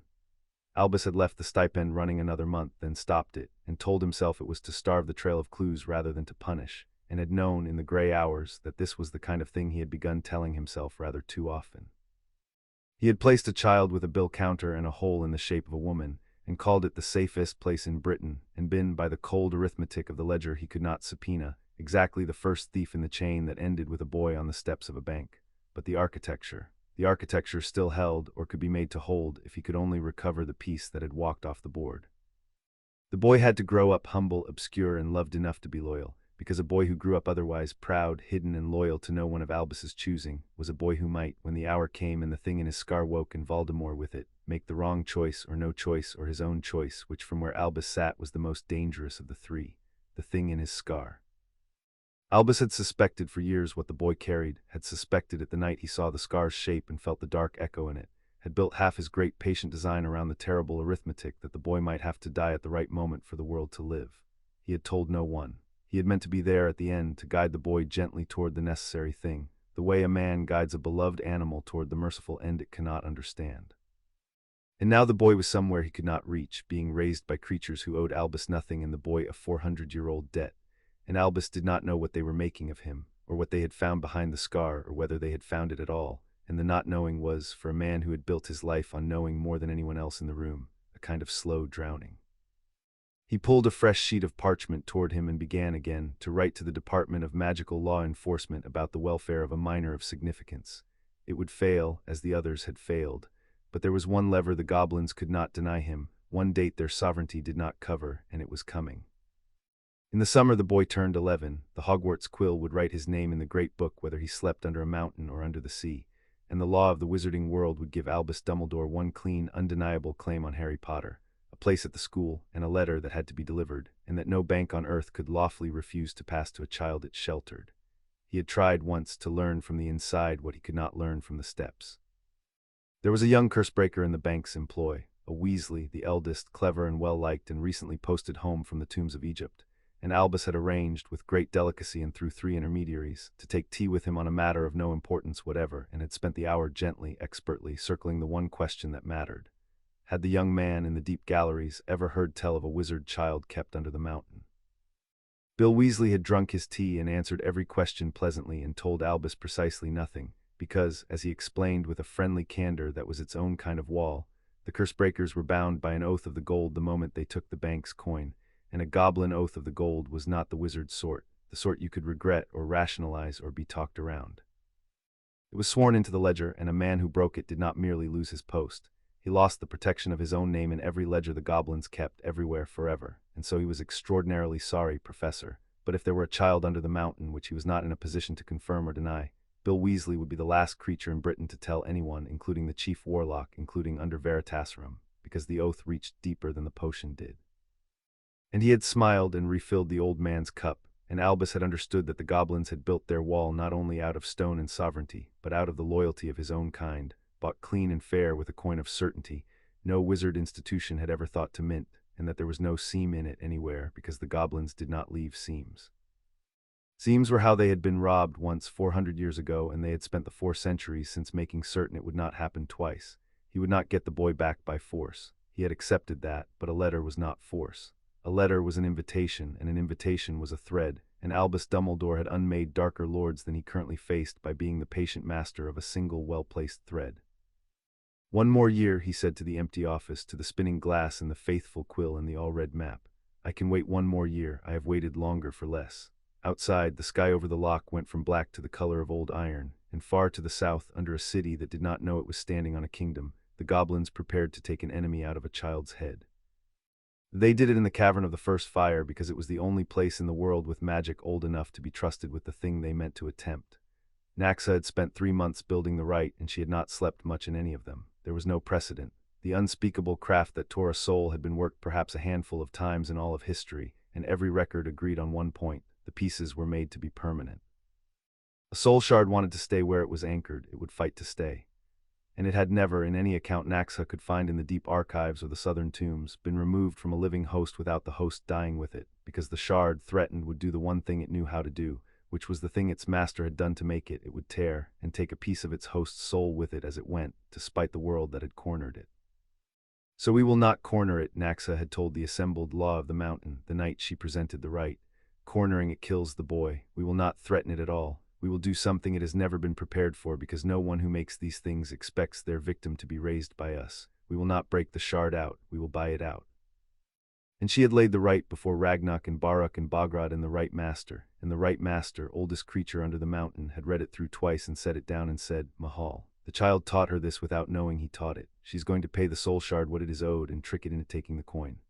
And Baruk had gone very still and said, "On the gold," which from the keeper of the compact was the highest blessing a working could receive. Director came to him the night before the rite. He came alone without ceremony to the stone cell with the door that locked from the inside, and Harry opened it to him, and Ragnarok stood in the doorway in his plain coat and looked at the boy a while before he spoke.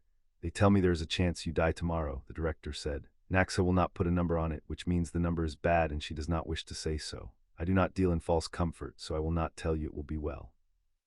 I will tell you something else." He came in and stood and did not sit, because there was nowhere a goblin would sit in a cell that small.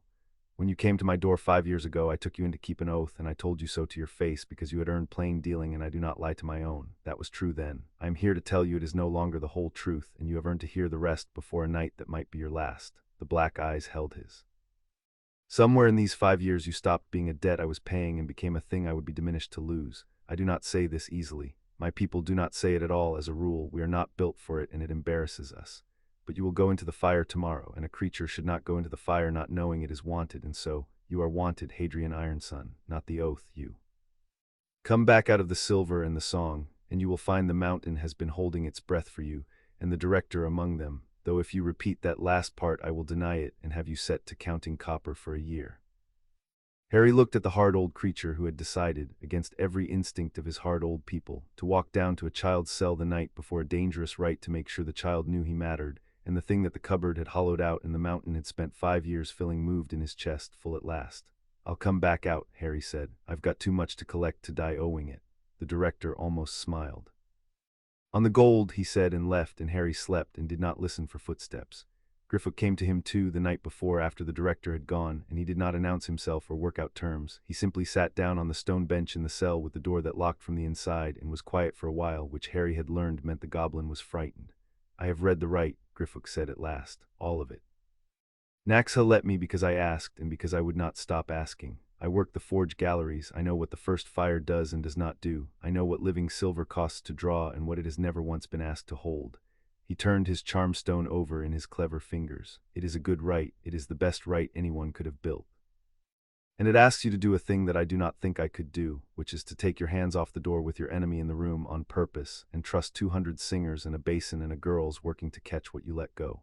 He was quiet again. "I carried your elf down on the night you came, and I told you I was a little afraid of you. I am not afraid of you tonight, Iron Son. Tonight I am afraid for you, and it is a worse feeling, and I wanted you to have it from someone, so that you go into the fire knowing that if it goes wrong there is a goblin in the forge galleries who will mind. Not the oath, we do not say it well, my people, but I am saying it badly on purpose so you cannot mistake it for ceremony." He pressed the charmstone into Harry's hand for the night, his own, the deep vault light. "Hold this while you sleep. And give it back to me in the morning after, when you are still here, because I will want it back, because you will still be here to give it. Those are the terms, do not break them." Harry held the stone all night and gave it back in the morning, and the giving back was its own kind of promise kept. Now Harry stood at the lip of the molten lake where Tibby had been given to the ore, stripped to the waist, the forge light red on his thin, hard 10-year-old frame and the 2 scars it had given him, the lightning on his brow, the blade line on his forearm. Around the lake stood the Rite Master and Naxa, and in a wide ring the deep choir, 200 goblins who would sing the working, their voices the oldest instrument the nation had. Baruch stood at his right hand, not as keeper now but as foster father, which he had never once called himself aloud, and which everyone present understood him to be. Karag stood at his left, Blade Master, because Naxa had said the boy would need, at the worst moment, a creature whose whole teaching had been about that exact moment. And on a stand of black iron over the molten gold sat a basin of pale living silver, drawn from the same deep seam as the living gold, empty, waiting. "Hear it once more, because once it begins I cannot stop to explain," Naxa said, and her always reading eyes were still for once fixed on him. "We are not going to attack the thing in your scar. We are going to offer it a better home. The living silver in that basin is the only substance under the mountain that a soul will choose over flesh. It is purer, it is older, it does not age or hunger or fear, and to a torn shard that has spent 10 years cramped in the skull of a growing child, it will look like rest. The choir will sing the song that gold uses to call its own out of the rock, the wooing song, the one that cannot compel but only invite. And you, Hadrian, your part is the hardest, and you will want, in the middle of it, to do the wrong thing, so hear me. The shard will feel the invitation, and it will want to go, and it will be afraid, because it has been told its whole existence that leaving means dying. And the only thing that will tip it from wanting to going is if the host it sits and stops fighting it. You must open your hand, not your scar, your will. You have spent your whole life holding a door shut against everything that wanted to get in, and just this once, for the space of one song, you must take your weight off the door and let the thing you hate most walk out of you of its own accord, because a shard dragged out tears, and a shard that leaves freely does not. Can you do the hardest thing you have ever done, which is to stop defending yourself on purpose while your enemy is inside you?" Harry looked at the living silver in the basin, and at the molten gold below it, and at the 200 goblins waiting to sing, and he thought about doors that locked from the inside, and about the cupboard, and about 5 years of holding everything shut. "It's the same thing as the fourth ward," he said slowly. "Isn't it? The one keyed to intent. You can't want it out, because if you want it out you're fighting it, and fighting it makes it tear. You have to open the door without wanting anything through it. You have to," he found the shape of it, "you have to make leaving feel like the shard's own idea, and you do that by not having an idea at all, by being a held breath, by being empty." Naxa closed her eyes for a moment, and when she opened them they were bright. 10 years old, she said. "Yes, Iron Son, be the held breath, be the open door with nothing behind it, the hardest emptiness there is, and you learn the shape of it in a cupboard, and tonight it saves your life. Begin." The Rite Master lifted his hands, and the deep choir began to sing. Harry had heard the wooing song once, the thread of living gold curling into his palm in the cold, deep vault. That had been a whisper. This was the whole nation, 200 voices in the oldest tongue, and it filled the cavern of the first fire from the molten lake to the lost roof, low and vast and patient. A sound that did not command but called, that did not say come but said you are wanted, you are owed rest, there is a purer place and it is open and it is yours. The pale living silver in the basin caught the song and began to glow, soft and welcoming, the most restful thing in all the world.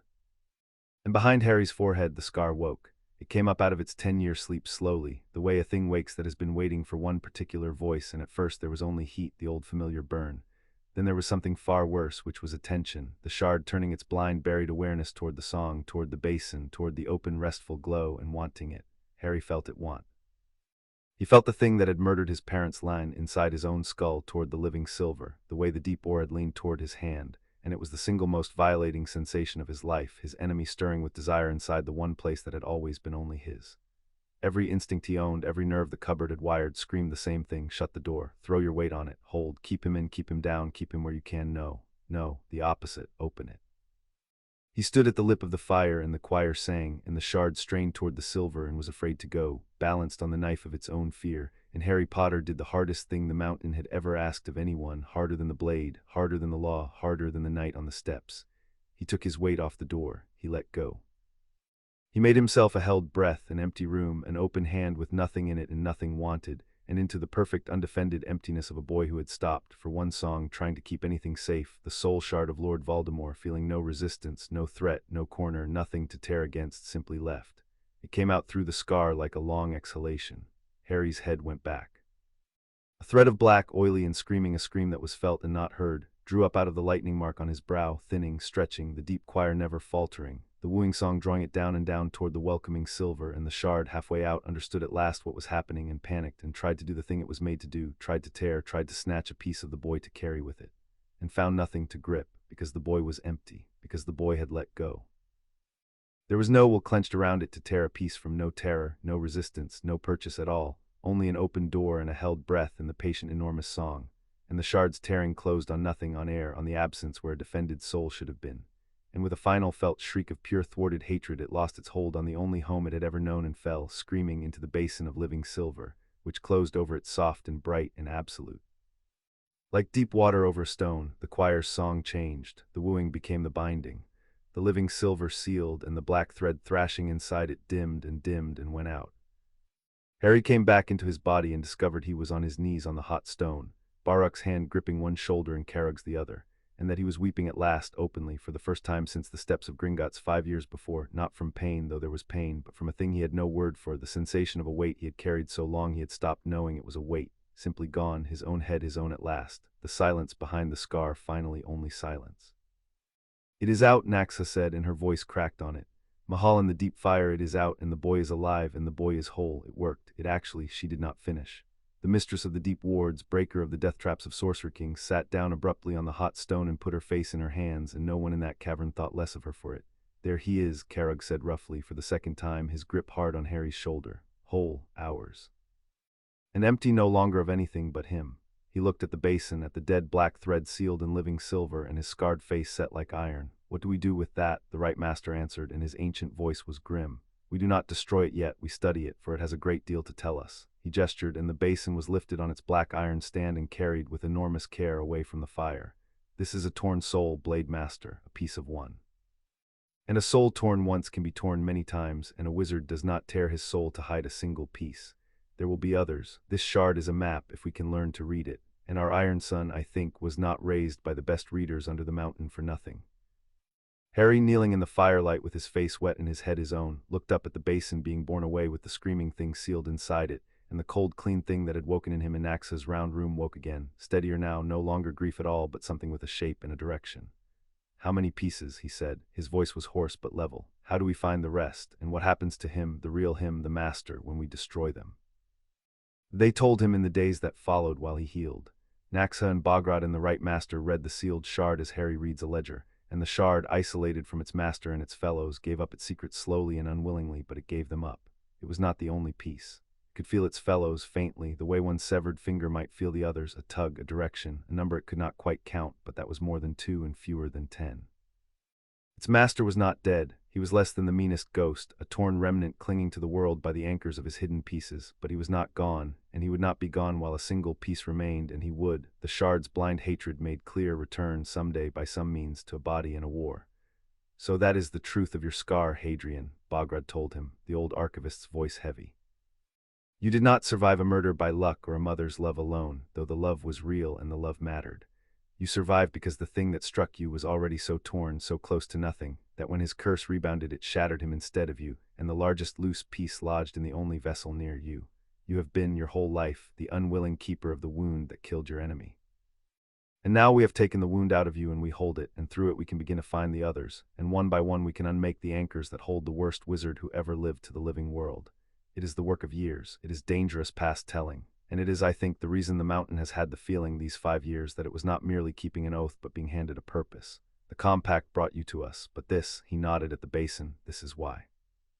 There is one we already know, Naxa added, and her always-reading eyes were grim. The shard can feel it more clearly than the others because it is close and because it is kin made near the same time perhaps. It sits in a vault, not a wild place, not a tomb in the south, a vault here in Gringotts. She let that land.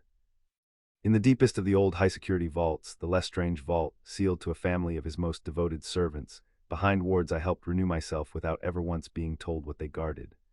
There is a piece of him in our own house, Iron Son, put there by people who robbed your parents and serve your enemy, and it has been sitting in our vaults paying us rent for 10 years, while we guarded the soul of the creature who orphaned you and called it good business. Her voice had gone cold as the deep vaults. The director does not yet know how he is going to feel about that, but I will tell you how I feel about it. I feel that there is going to be a reckoning under this mountain, and that it is going to come for a great many people who thought the goblins were only a bank, and that you, Hadrian, are going to be standing in the middle of it because it is your debt and your enemy, and your house was the one robbed to seed it. The director was told that evening in the high stone chamber where the law of the mountain met, and Harry was permitted to be present, because Baruch argued that a creditor has the right to watch the first reckoning of his own debt, and Ragnarok did not disagree. Naxa laid it out plainly. A soul piece of the wizard who had orphaned the bank's own Iron Son, sealed in the Lestrange vault, behind wards the nation maintained and was paid to maintain, undisturbed and unsuspected for 10 years. Ragnarok listened without moving. When she finished, the silence in the chamber went on long enough that even Bograd looked up from his book. And when the director spoke at last, his voice had no heat in it at all, which Harry had learned was the most dangerous register the old creature owned, the iron gone cold past anger into something that simply intended to act. For 10 years, Ragnarok said, this house has taken the coin of Bellatrix Lestrange and her kin to guard a vault, and called it good and lawful business, as we call all business. And in that vault, unknown to us, those servants of the broken sorcerer hid a piece of their master's torn soul, used our wards, our oaths, our reputation as the one safe place in the world, to shelter the anchor of the creature who murdered the parents of a child this very nation later took in under the compact. His seamed face did not change. Do you understand what has been done to us here? Not to the boy, to us. The Lestranges did not merely store a dark thing. They made Gringotts the keeper of their master's immortality. They made the goblin nation the unwitting guardian of Lord Voldemort's return. They used the one institution on Earth that prides itself on never being lied to, and they lied to it in its own deep vaults for a decade, and paid us rent for the privilege of making fools of us. The cold went a degree colder. There is no greater insult that can be offered to this house. None. They did not steal from us. Theft we understand, theft we answer. They made us complicit. They made our word, which is the only thing we have, a shield for the thing our word should most have stood against. The vault is sealed to the family, Bograd said quietly, by our own oaths. We cannot lawfully open it without their leave or their forfeit. Then we will have their forfeit. Ragnarok's eyes moved to Harry, and for the first time the boy saw fully the use the mountain was going to make of him, and the use he was going to make of the mountain, the two purposes locking together like a vault's own tumblers. Lawfully, patiently. There is a reckoning owed to this child by wizards who robbed and neglected him, and there is a reckoning owed to this house by servants who defiled its vaults, and I begin to see, Iron Son, that they are the same reckoning, and that you are the key that fits both locks, because the law that lets us pursue the thieves of the Potter stipend is the same law that will let us pry open the rot the Lestranges hid in our foundation. He almost seemed to taste it. We will not move in anger. Anger is loud, and the loud end is for fools. We will move when the boy turns 11, and the wizard world reaches for him, and the law throws all its doors open at once, and on that day, a great many people who thought the goblins were only a bank are going to discover what a bank is for. Harry sat with the basin and the dead black thread and the map it had become, and far to the north a patient old wizard wrote another letter that would fail, and counted the months to the boy's 11th summer, and believed, wrongly, that he understood the shape of the game and was the only one playing it well. He did not know that the boy he was waiting to invite to his school had already taken the enemy out of his own head with 200 goblins singing, and learned that his enemy was not dead, and learned that a piece of that enemy sat in a vault beneath the very bank the wizard kept failing to enter, and decided, with the cold, clean certainty the mountain had taught him to trust above all feelings, that when he finally walked out the bronze doors into the wizard world, it would not be as a lost boy invited home, it would be as a creditor. Chapter 4. In Chapter 5, Aaron Ward the letter found him on the morning of his 11th birthday, which was the one thing about it that did not surprise anyone, and everything else about it surprised everyone, including the owl. It came down through 300 feet of solid rock. That was the part the goblins could not stop talking about afterward. The mountain was warded against intrusion by enchantments laid down over 1,000 years, layered and renewed and tested, proof against wizard and curse and the slow, patient pressure of the ministry itself. And on the dawn of the 31st of July, a single tawny owl carrying a single envelope of heavy yellowish parchment had descended through the upper bank, found a service shaft no living goblin had thought a bird could navigate, and flown down and down through the dark, past the working vaults and the high vaults, past galleries that had not seen daylight in centuries, and come at last to rest, mildly ruffled and entirely unbothered, on the back of the stone chair in the residential gallery where Harry Potter was eating his breakfast and stuck out its leg. Naxha, when she was fetched, spent an hour examining the bird and the letter and pronounced both of them ordinary, which was what alarmed her. There is no breaching charm on it, she said. No compulsion, no tracking, no clever wizard working at all. The owl simply decided the letter had to be delivered, and the castle's enchantment agreed with the owl, and 1,000 years of our wards stepped aside for a piece of school post because the piece of school post was, by the deep law that even our wards answer to, true. The boy is owed a place. The letter says so, and a true thing addressed to its rightful owner is the one kind of magic the mountain will not stand between. She looked at the envelope with something close to professional outrage. He has not even opened it, and it has already walked through every defense I own. This is going to be a tiresome decade. The envelope was addressed in green ink, Mr. H. Potter, the 4th Deep Gallery beneath the vaults, Gringotts, London. It knows where you sleep, Baruch observed, turning it over without opening it, because a wizard child's letter was a wizard child's to open. Down to the gallery. The bearded one's castle knows precisely where you have been these 6 years, which means it has always known, which means his instruments lied to him or he lied to the world about his instruments, and either way it tells us something useful. The magic that runs his school is older and more honest than the wizard who runs it, and it does not share his discretion. Open it, Hadrian, let us see the shape of the lever he has been waiting 6 years to pull. Harry opened it. He read the 2 pages, the acceptance, the list of equipment, the term beginning the 1st of September, the request for a reply by owl no later than the 31st of July, and then he read them again as he read everything, and then he set them on the stone table and looked at his foster father.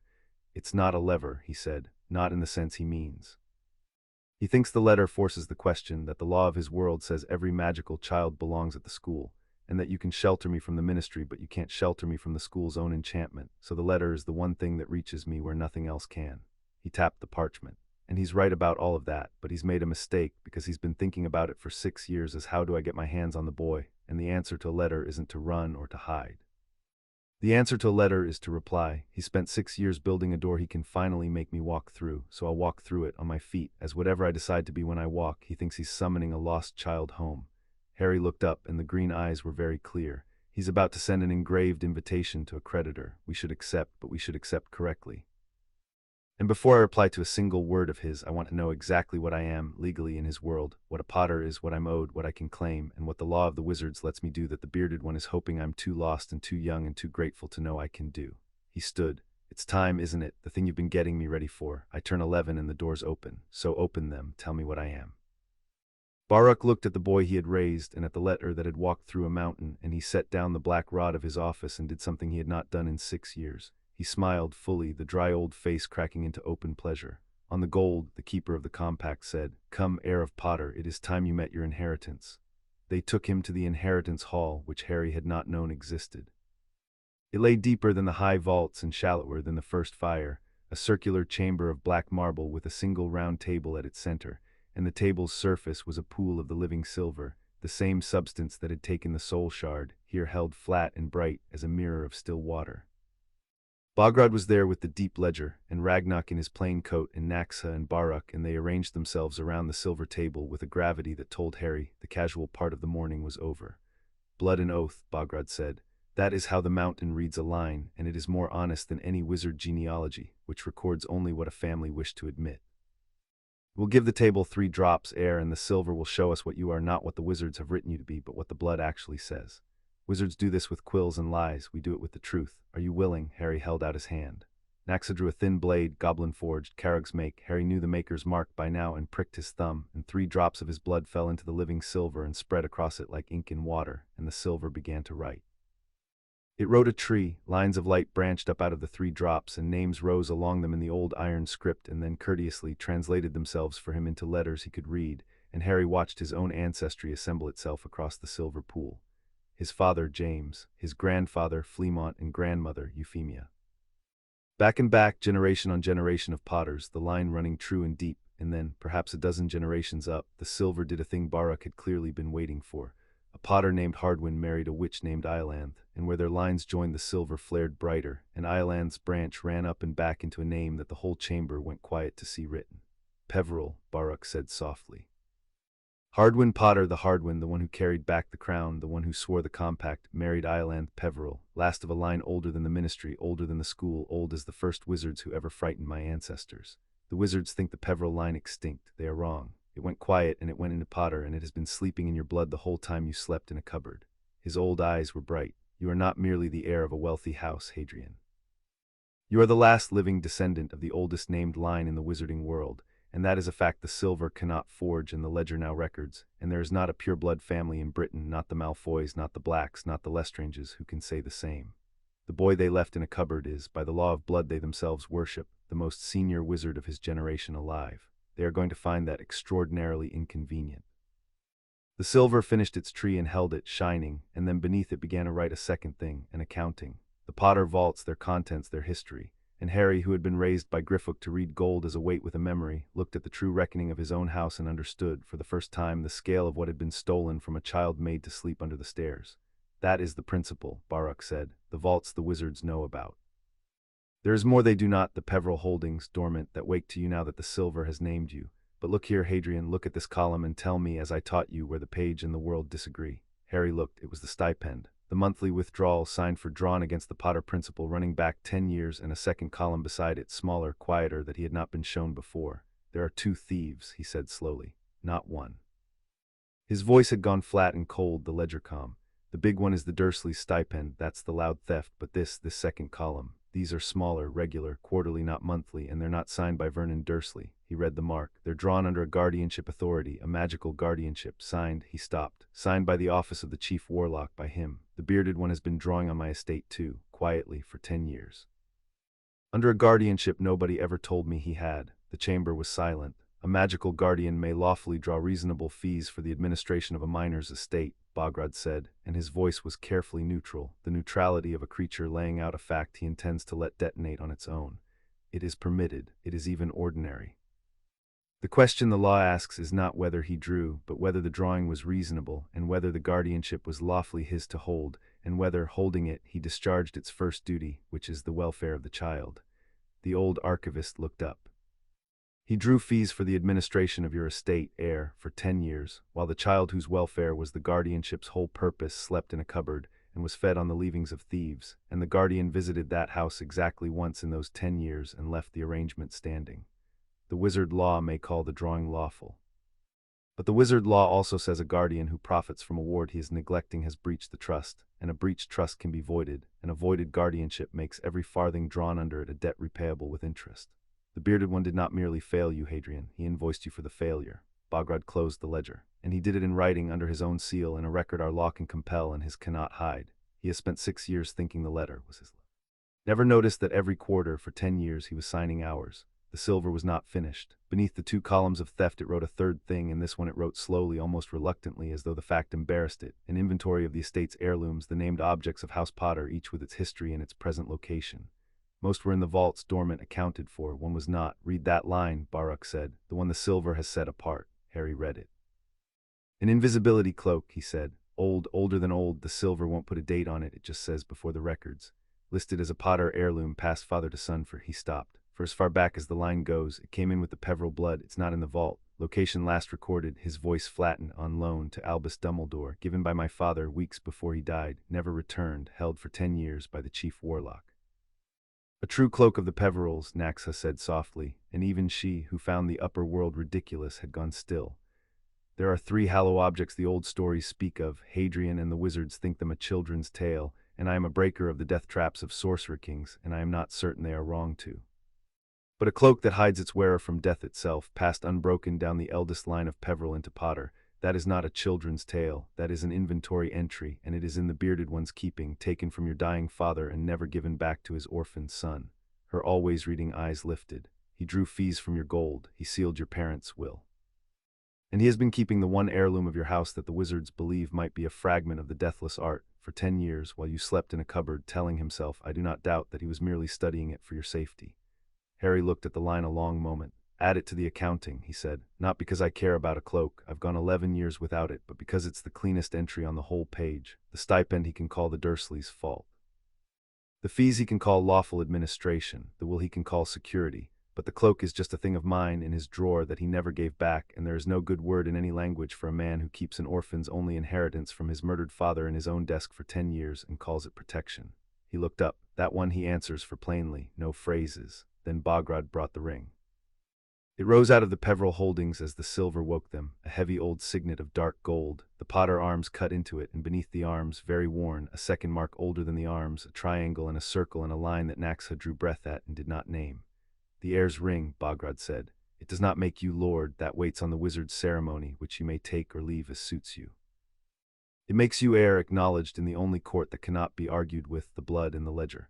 Where it and you are emancipated in all matters of your estate, a head of house in your own right, answerable to no guardian's signature, least of all one drawn against your will. Their law allows it, they never expect it used. Will you wear it, Hadrian Ironson, and stop being a thing that other people sign for? Harry took the ring. It was sized for a grown man, and it fit his 11-year-old hand exactly, the dark gold warming to him as the living ore had warmed, and the moment it settled the chamber felt it, a shift in the deep law, and air acknowledged, a line that had slept in a cupboard standing up at last in its own name. I'll wear it, he said. I've been signed for my whole life. The Dursleys signed for me. The bearded one signed for me. Even the compact signed for me. In a way, the oath spoke and I came. This is the first thing that's mine because I'm the one wearing it. He closed his hand. No one signs for me again. On the gold, said Ragnarok quietly, and the silver recorded that too. Then the silver did one more thing, unbidden, and it was the thing that nearly undid him. It had finished the tree and the accounting and the heirlooms, and it should have gone quiet, and instead, drawing on the 3 drops of his blood and the deep record of the line, it offered him, gently, the way a record offers and does not insist, a glimpse of the 2 nearest names on the tree, the 2 it had drawn first and brightest. James, Lily. The silver brightened over the 2 names, and in the brightness their faces rose, not as a portrait paints a face but as blood remembers one. His father, tall and laughing, with Harry's own untidy dark hair, and a pair of round spectacles, and a face that had plainly never once walked into a room quietly. And his mother, with the red hair the silver could not quite color, and the eyes it did not need to, because they were Harry's eyes, green as bottle glass with the sun behind it, looking out of the silver at the sun she had died to put behind her. Harry, who had not wept on the steps of Gringotts, and had not wept under the eyes of the whole nation, and had wept only twice in 6 years, once when his enemy left his head and once not yet looked at his parents' faces for the first time in his conscious life, drawn up out of his own blood by the truest magic under the mountain, in the place the cupboard had hollowed and the mountain had filled brimmed over at last. That's them, he said. It was not a question. Tibby had described them once, dying in a cupboard, and the description and the faces matched to the line, and the matching was its own small unbearable proof that the elf had told him the truth at the end, every word on the gold. She has my eyes. He never walked into a room quietly. He touched the silver very lightly where the faces hung, and they did not waver because a record does not flinch from being touched. Tibby told me, the night she died, she got them exactly right. She remembered them for me when there was no one else left who would, and then she gave them back to me, and now you've given them back to me again. He looked up, and his voice did not shake, but it was full. I want a true copy of this, of their faces, not for evidence, for me. The column the bearded one doesn't get to see. I've collected a lot today, a name, a ring, an estate, and enemies 2 thieves. This is the only thing on the whole silver I'd have taken if there were no gold in the vaults at all. It will be drawn for you, Baruch said quietly, in living silver that does not fade, that you may keep in your own cell behind your own door that locks from the inside, and show to no one you do not choose. It is yours, Hadrian, it was always yours. They only kept it from you upstairs because they keep everything, including grief, in the wrong hands." He let the boy look a while longer, and the law of the mountain stood silent around the silver table and let an orphan see his parents, because even goblins knew the difference between an accounting and a thing that simply must be allowed to happen. The will was the last thing, and it was the worst, and Harry had to be told that goblins could read it before he would believe they were about to. "It is sealed," Baruch said, bringing the document to the silver table in a case of black iron. "Sealed by the Wisengamot at the request of the chief warlock, 3 days after your parents died, in the interest of the security of a minor of significance. Their phrase, a wizard's seal of that grade, cannot be broken by any wizard but the one who said it or his lawful successor in office. It has stood 10 years and the wizard world believes it unbreakable." He set the case on the silver. "But it is sealed by wizard law, Hadrian, and wizard law has no force on goblin ground. Down here the seal is only wax and arrogance. We have not opened it before now because we had no standing. A sealed will is the property of the estate, and until this morning the estate had no acknowledged heir to grant us leave. You are that heir. The silver has said so, so I ask you, as the law requires me to ask, heir of Potter, do you grant the nation leave to break this seal and read your parents' true and final word?" "Yes," Harry said. Baruch touched the black rod to the seal and spoke a single word in the iron tongue, and the wax of the Wisengamot, the proudest seal the wizard world could set, crumbled to grey dust on the living silver, and the will of James and Lily Potter lay open at last. Naxa read it aloud because Baruch, Harry saw, did not entirely trust his own voice for it. It was not a long document. Two people who had known they were being hunted had written plainly and quickly, and the plainness was its own kind of knife. There were bequests to friends, to a werewolf named Remus, to the elf Tibby, who was to be freed and given 100 galleons, and Lily's personal thanks, a line that made Harry's throat close because the elf had never received it, had been cast off instead, and had died honoring an order no one had remembered to lift. And there was the guardianship. "In the event of our deaths," Naxa read, "we name as guardian of our son Harry James Potter in this order and according to their willingness and ability. First, Sirius Black, his godfather, who is as a brother to James. Should Sirius be unable, then Alice and Frank Longbottom, who love him. Should they be unable, then Amelia Bones or Minerva McGonagall or any one of the names that follow, every one of whom we trust with his life." Naxa paused. "And then there is a line beneath, underlined twice in the mother's hand." She read it, and her always reading eyes lifted to Harry as she did. "Under no circumstances is Harry to be placed with my sister Petunia Dursley or her husband. They will not love him and they may do worse. If every other name on this list is gone, give him to a wizarding family of good heart who are strangers before you give him to her. This is our absolute wish. Lily." The silence in the inheritance hall was complete. "His godfather first," Harry said at last, very quietly. "Sirius Black, the one Baruch said was imprisoned without trial." He looked up.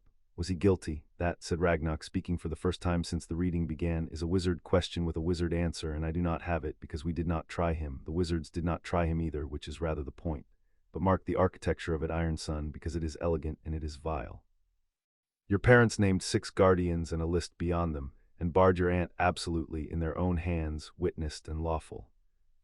And within 3 days of their deaths, the first named guardian was in a cell without a trial, and the will that named him, and that named 5 others, and that explicitly forbade the placement that was then made, was sealed by the very wizard who made that placement, sealed so deep that no wizard could read it for 10 years, sealed in the interest of the security of a minor of significance." The director's cold eyes held Harry's. "I will not tell you the bearded one put your godfather in that cell. I have no evidence of it, and I do not deal in what I cannot prove. But I will tell you, as a creature who has read 10,000 frauds, that a man who seals a will 3 days after a death, and whose own preferred arrangement is the one thing that will forbids, is a man who did not want that will read, and that the welfare of the child is a strange banner to march under while you are nailing shut the document in which the child's own parents begged, underlined twice, for him to be given to anyone on earth but the people you then gave him to." Harry looked at the open will, at his mother's double-underlined absolute wish, ignored within 3 days by the one man who claimed to be protecting him, and the cold, clean thing in him that the mountain had taught him to trust did not flare into rage, because rage was loud and the loud end was for fools. It went very, very quiet instead. It became a decision. "My godfather," he said first, before anything else, "Sirius Black. Named first in the will in my father's own choosing as a brother to him, imprisoned without a trial within 3 days at the exact moment the will that named him was being sealed." He looked at Ragnock. "I want to know what happened to him, not as a feeling, as a fact, as Baruch taught me. Pull whatever the law lets us pull. If he was tried and convicted, then he was, and I'll wear that. But nobody's shown me a trial, and a man who gets no trial in the same 3 days my mother's wish gets buried is not a coincidence I'm willing to call closed." His jaw set. He's the only person alive my parents trusted with me, and he's been in a cell for 10 years while I was in a cupboard, and if it turns out we were both put away in the same week by the same convenient silence, then he's not just my godfather. He's the same debt I am, and I don't leave a debt on the page." "It will be looked into," Baruch said, and there was approval in it. Quietly, lawfully. "A wizard's imprisonment is wizard business and outside our writ, but the records of a noble house's named guardian are not, and a head of house may ask after the disposition of a man named in his parents' will, and the asking is lawful even when the answer is buried. We will ask, and if the asking frightens someone," the keeper's old face was dry, "then we will know the asking was worth the breath." "Good." Harry turned back to the table. "Then, the accounting, I want all of it on the page," he said, "properly as Baruch taught me, not anger, record, the sealed will naming 6 guardians and barring my aunt and my mother's own hand. The guardianship the bearded one took anyway against the will 3 days after he sealed it. The fees he drew under that guardianship for 10 years. The stipend the Dursleys drew and stole, the cupboard. All of it in one accounting in the ledger his law can't touch and can't forge. Every entry true, every entry provable, nothing exaggerated, because the truth is already so much worse than anything I could exaggerate that exaggeration would only give them a way to call the whole thing a lie." He looked around the silver table at the goblins who had raised him. "And then I want to reply to his letter. Yes, I'll come to his school. I'll walk through the door he spent 6 years building. But I'll walk through it as the acknowledged heir of Potter and Peveril, the senior wizard of my generation by the blood law his world worships, an emancipated minor under goblin guardianship with the full council of this nation behind me, and the first thing I'll do before I ever see his castle is invite the chief warlock to a reckoning of accounts here on goblin ground under goblin law, where his seals are dust and his offices are nothing, and the only thing that counts is what's true and what's owed." His jaw set. He thinks he's getting a lost boy back. Let's find out what he does when the lost boy hands him an invoice. Baruch and Ragnarok exchanged a look across the silver table, the look of 2 old creditors watching an apprentice make his first truly professional move, and it was Ragnarok who answered. "It can be done," the director said, "all of it lawfully. The emancipation is clean, a minor who is the acknowledged head of a noble house, with no living guardian named by his parents who is at liberty, and a foster guardianship lawfully held by this nation under a compact older than the Wisengamot, may claim his majority in matters of his estate. Their own law allows it, they simply never expect anyone to use it. The heirship is clean, the silver has spoken and the ledger has recorded it, and not even the bearded one can argue with blood. And the reckoning," the cold old face moved, "the reckoning is the cleanest of all, because we will not demand it, which would let them refuse. We will invite it. We will write to the chief warlock courteously as one institution to another, and inform him that his ward, whom he has been seeking for 6 years, has come of age in his estate, has accepted his school's invitation, and requests the honor of the chief warlock's attendance at Gringotts at his earliest convenience, to settle certain matters of account outstanding between them before the boy enters the wizarding world." Ragnarok's voice was dry as the deep vaults. "He will come. He cannot not come. 6 years he has wanted nothing in the world but to be in a room with this boy, and we are going to give it to him in our hall on our stone, with our ledger open between them. He will walk in thinking he has finally recovered his lost peace. And he will sit down across a table from the heir of Potter and Peveril, raised by goblins to read exactly the kind of man who seals a child's will, and he will discover far too late that in 6 years of trying to find the boy, he never once stopped to ask what the boy was being turned into while he looked. "Send the letter," Harry said. They drafted the accounting before they drafted the invitation, because, as Baruch said, you do not summon a man to settle a debt you have not yet finished proving, or he will spend the journey inventing his defenses instead of his apologies. It took 2 days, and Harry did most of it himself under the keeper's eye, because Baruch had said a creditor who cannot draw his own accounting is at the mercy of the one who can. They built it the way the mountain built everything, from the page, not the grievance. Every entry got its proof, the sealed will with the seal's own grade recorded in the date it was set 3 days after the deaths. The guardianship with the authority it was drawn under in the absence of any grant from a person who loved the child. The fees quarterly 10 years, each withdrawal cross-reference to the ledger line that recorded it. The stipend monthly signed by Vernon Dursley, set beside the fostering contract he had breached. The cloak with its provenance and its loan date and its non-return. And nowhere in the whole document a single adjective, no cruel, no monstrous, no betrayed, because Baruch struck them out as fast as Harry's 11-year-old anger could write them in. The adjective is the creditor's confession that the number is too weak to stand alone, the keeper said, drawing his rod through betrayed for the 3rd time. If you must call the theft monstrous, it is because some part of you fears the theft is not by itself enough. But it is enough, Hadrian, look at it. 10 years of fees drawn for the welfare of a child kept in a cupboard. You do not need to call that monstrous. You need only call it true, and let the reader, who has a conscience whether he wishes to or not, supply the word himself, and a word a man supplies against his own interest cuts deeper than any word you could hand him to resist. Strike the adjectives, keep the dates. The dates are the knives. Adjectives are only the noise a knife makes when it is afraid it will miss. By the end of the second day, the accounting was a thing of terrible, quiet completeness. 7 entries, everyone proven, not one of them argued in advance, a document that did not accuse anyone of anything and was, for exactly that reason, unanswerable. Harry read it through a last time and understood that he had not written a complaint. He had written the most dangerous thing the mountain knew how to make, a true page, handed to a man who would have to read his own verdict in it, in his own conscience, in his own hand. Now, said Baruch, with the dry satisfaction of a craftsman, we send the invitation, and it must be the most courteous thing ever written because the courtesy is the lock. A rude summons he can refuse and call you a savage. A courteous one from one institution to another, requesting the honor of his attendance to settle matters of account that he cannot refuse without confessing he has accounts he fears to settle. We will be so polite, Hadrian, that politeness itself becomes the cage. It is the goblins' favorite weapon. The wizards have never once seen it coming in 400 years because they think courtesy is softness, and it is the hardest thing we make. That night the 2 creatures who had taught him the hardest of his lessons came to find him, separately, because goblins did not say goodbye in groups. Carrug came first to the training cavern where Harry had gone to do the blade forms in the dark because his head was loud and the forms were the one thing that had ever made it quiet. The blade master watched him through the whole sequence without speaking, and when Harry finished and sheathed, Carrug said only, "You will go up to them soon. Their school. Their world, and you will carry a blade you may not draw, among children who have never bled and teachers who think a raised voice is violence, and it will make you careless because nothing up there will test you and a thing that is never tested forgets it can fail." He stepped forward and for the second time in 5 years set his scarred hand on Harry's shoulder.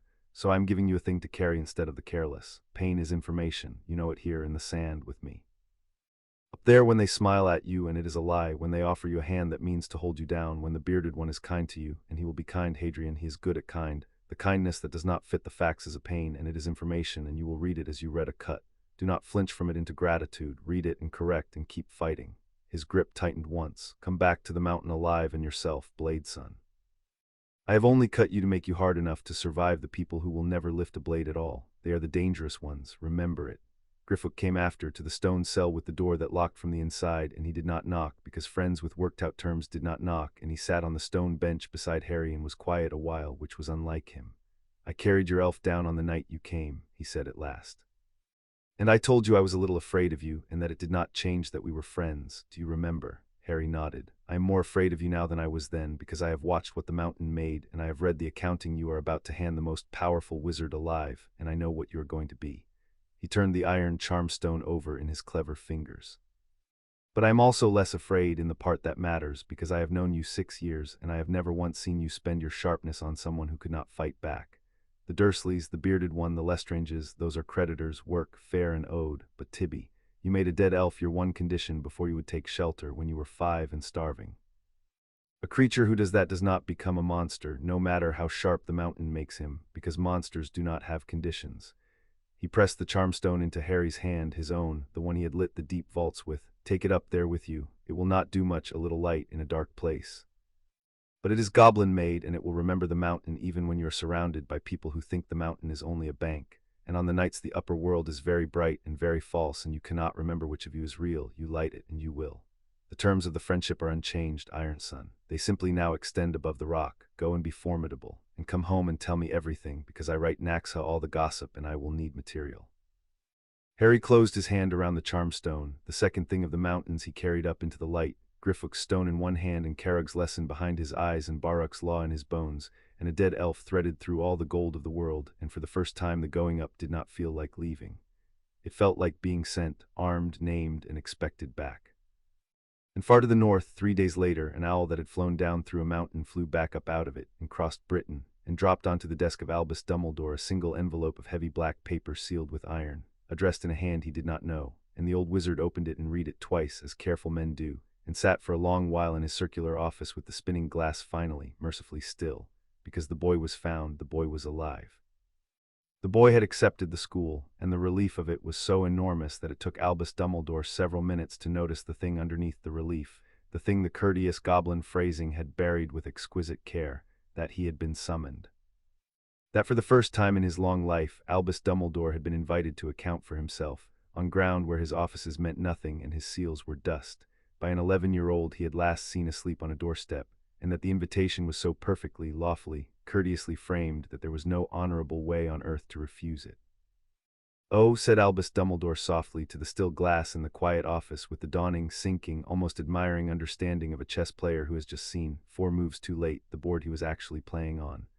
"Oh, you clever, clever creatures, what have you made of him? What in the world have you made of him down there?" He would find out in a week. He accepted the invitation by return owl because there was nothing else to be done, and because some part of him, the part that had loved problems more than people his whole long life and knew it and grieved it, could not help but be desperate to see. Chapter 5 and Chapter 6. The Reckoning. Albus Dumbledore came to Gringotts on a grey morning in August, and the goblins made him wait. It was not rudeness. The goblins were never rude. Rudeness was a wizard's tool, a way of spending status one did not have. They made him wait because waiting was true, because a creditor does not leap up when the debtor arrives, and because the old wizard needed, before he entered the hall where the boy sat, to feel in his bones for an hour the precise sensation he had spent 6 years inflicting on everyone else. The sensation of standing outside a door that would open in its own time and not in yours. He sat on a plain bench in a plain antechamber, the most powerful wizard alive, in his finest robes, with his long beard and his half-moon spectacles and the calm blue eyes that had unnerved dark lords, and he waited, and he did not complain, because Albus Dumbledore had not survived a century by failing to recognize a lesson when one was being administered to him. When they brought him in at last, it was not to an office. It was to the inheritance hall, the round chamber of black marble with the table of living silver at its heart, and the law of the mountain was arrayed around it, Ragnarok in his plain coat, Barak with the black rod, Bogrod with the deep ledger open and shining, Naxa with her always-reading eyes, and at the head of the silver table, in a chair sized for a grown man, sat a boy of 11 in dark goblin-cut clothes with a heavy signet ring on his hand and green eyes that Albus had last seen closed in sleep on a doorstep in Surrey. The old wizard stopped just inside the door and looked at Harry Potter for the first time in 6 years, and whatever he had prepared to say went out of him like breath. He had expected, he made himself name it, because naming was the beginning of honesty, and he had been dishonest with himself about this boy for a decade. He had expected to feel pity. He had expected a damaged child, a wild thing, perhaps a frightened one. He had rehearsed gentleness, the warm grandfatherly register that opened most hearts to him in under a minute, and instead he found himself looked at, not glared at, not feared at, read. The boy's green eyes moved over him once, unhurried, taking inventory, and Albus Dumbledore, who had spent his life being the most perceptive person in every room, felt the deeply unfamiliar sensation of being the one perceived, and understood in that single moment that every plan he had brought down the stairs with him was already obsolete. "Chief Warlock," Harry said. His voice was level and almost kind, which was worse than cold. "Thank you for coming. Please sit. We have a great deal to settle, and I'd rather settle it than perform it, so I'm going to skip the part where we pretend either of us doesn't know why you're here." He gestured to the chair across the silver. "Sit and we'll go through the accounts. That's all this is, an accounting. You spent 6 years thinking of it as getting me back. I'd like you to start thinking of it as paying what you owe, because that's what it actually is, and the sooner you make the adjustment, the less time we'll waste." Albus sat. It seemed suddenly the only dignified thing left to do. "Harry," he began, and the warm register came out of long habit, the gentle weathered kindness that had soothed 1,000 frightened students. "My boy, you cannot imagine how I have searched for you, how I have feared. I can actually." Harry did not raise his voice. "You searched for 6 years, your locator glass spun, your life quill wrote alive every morning.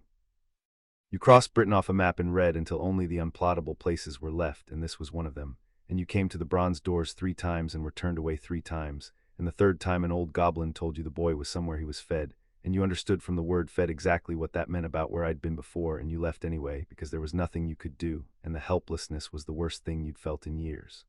He paused. "I can imagine all of it because I had it described to me by people who don't lie. So you don't need to tell me how hard you searched. I'm not questioning that you wanted me back. I'm telling you that wanting me back and being owed me are different things, and you've spent 6 years confusing them, and I'd like to unconfuse them now on the page where it can't be argued." The blue eyes had stopped being grandfatherly.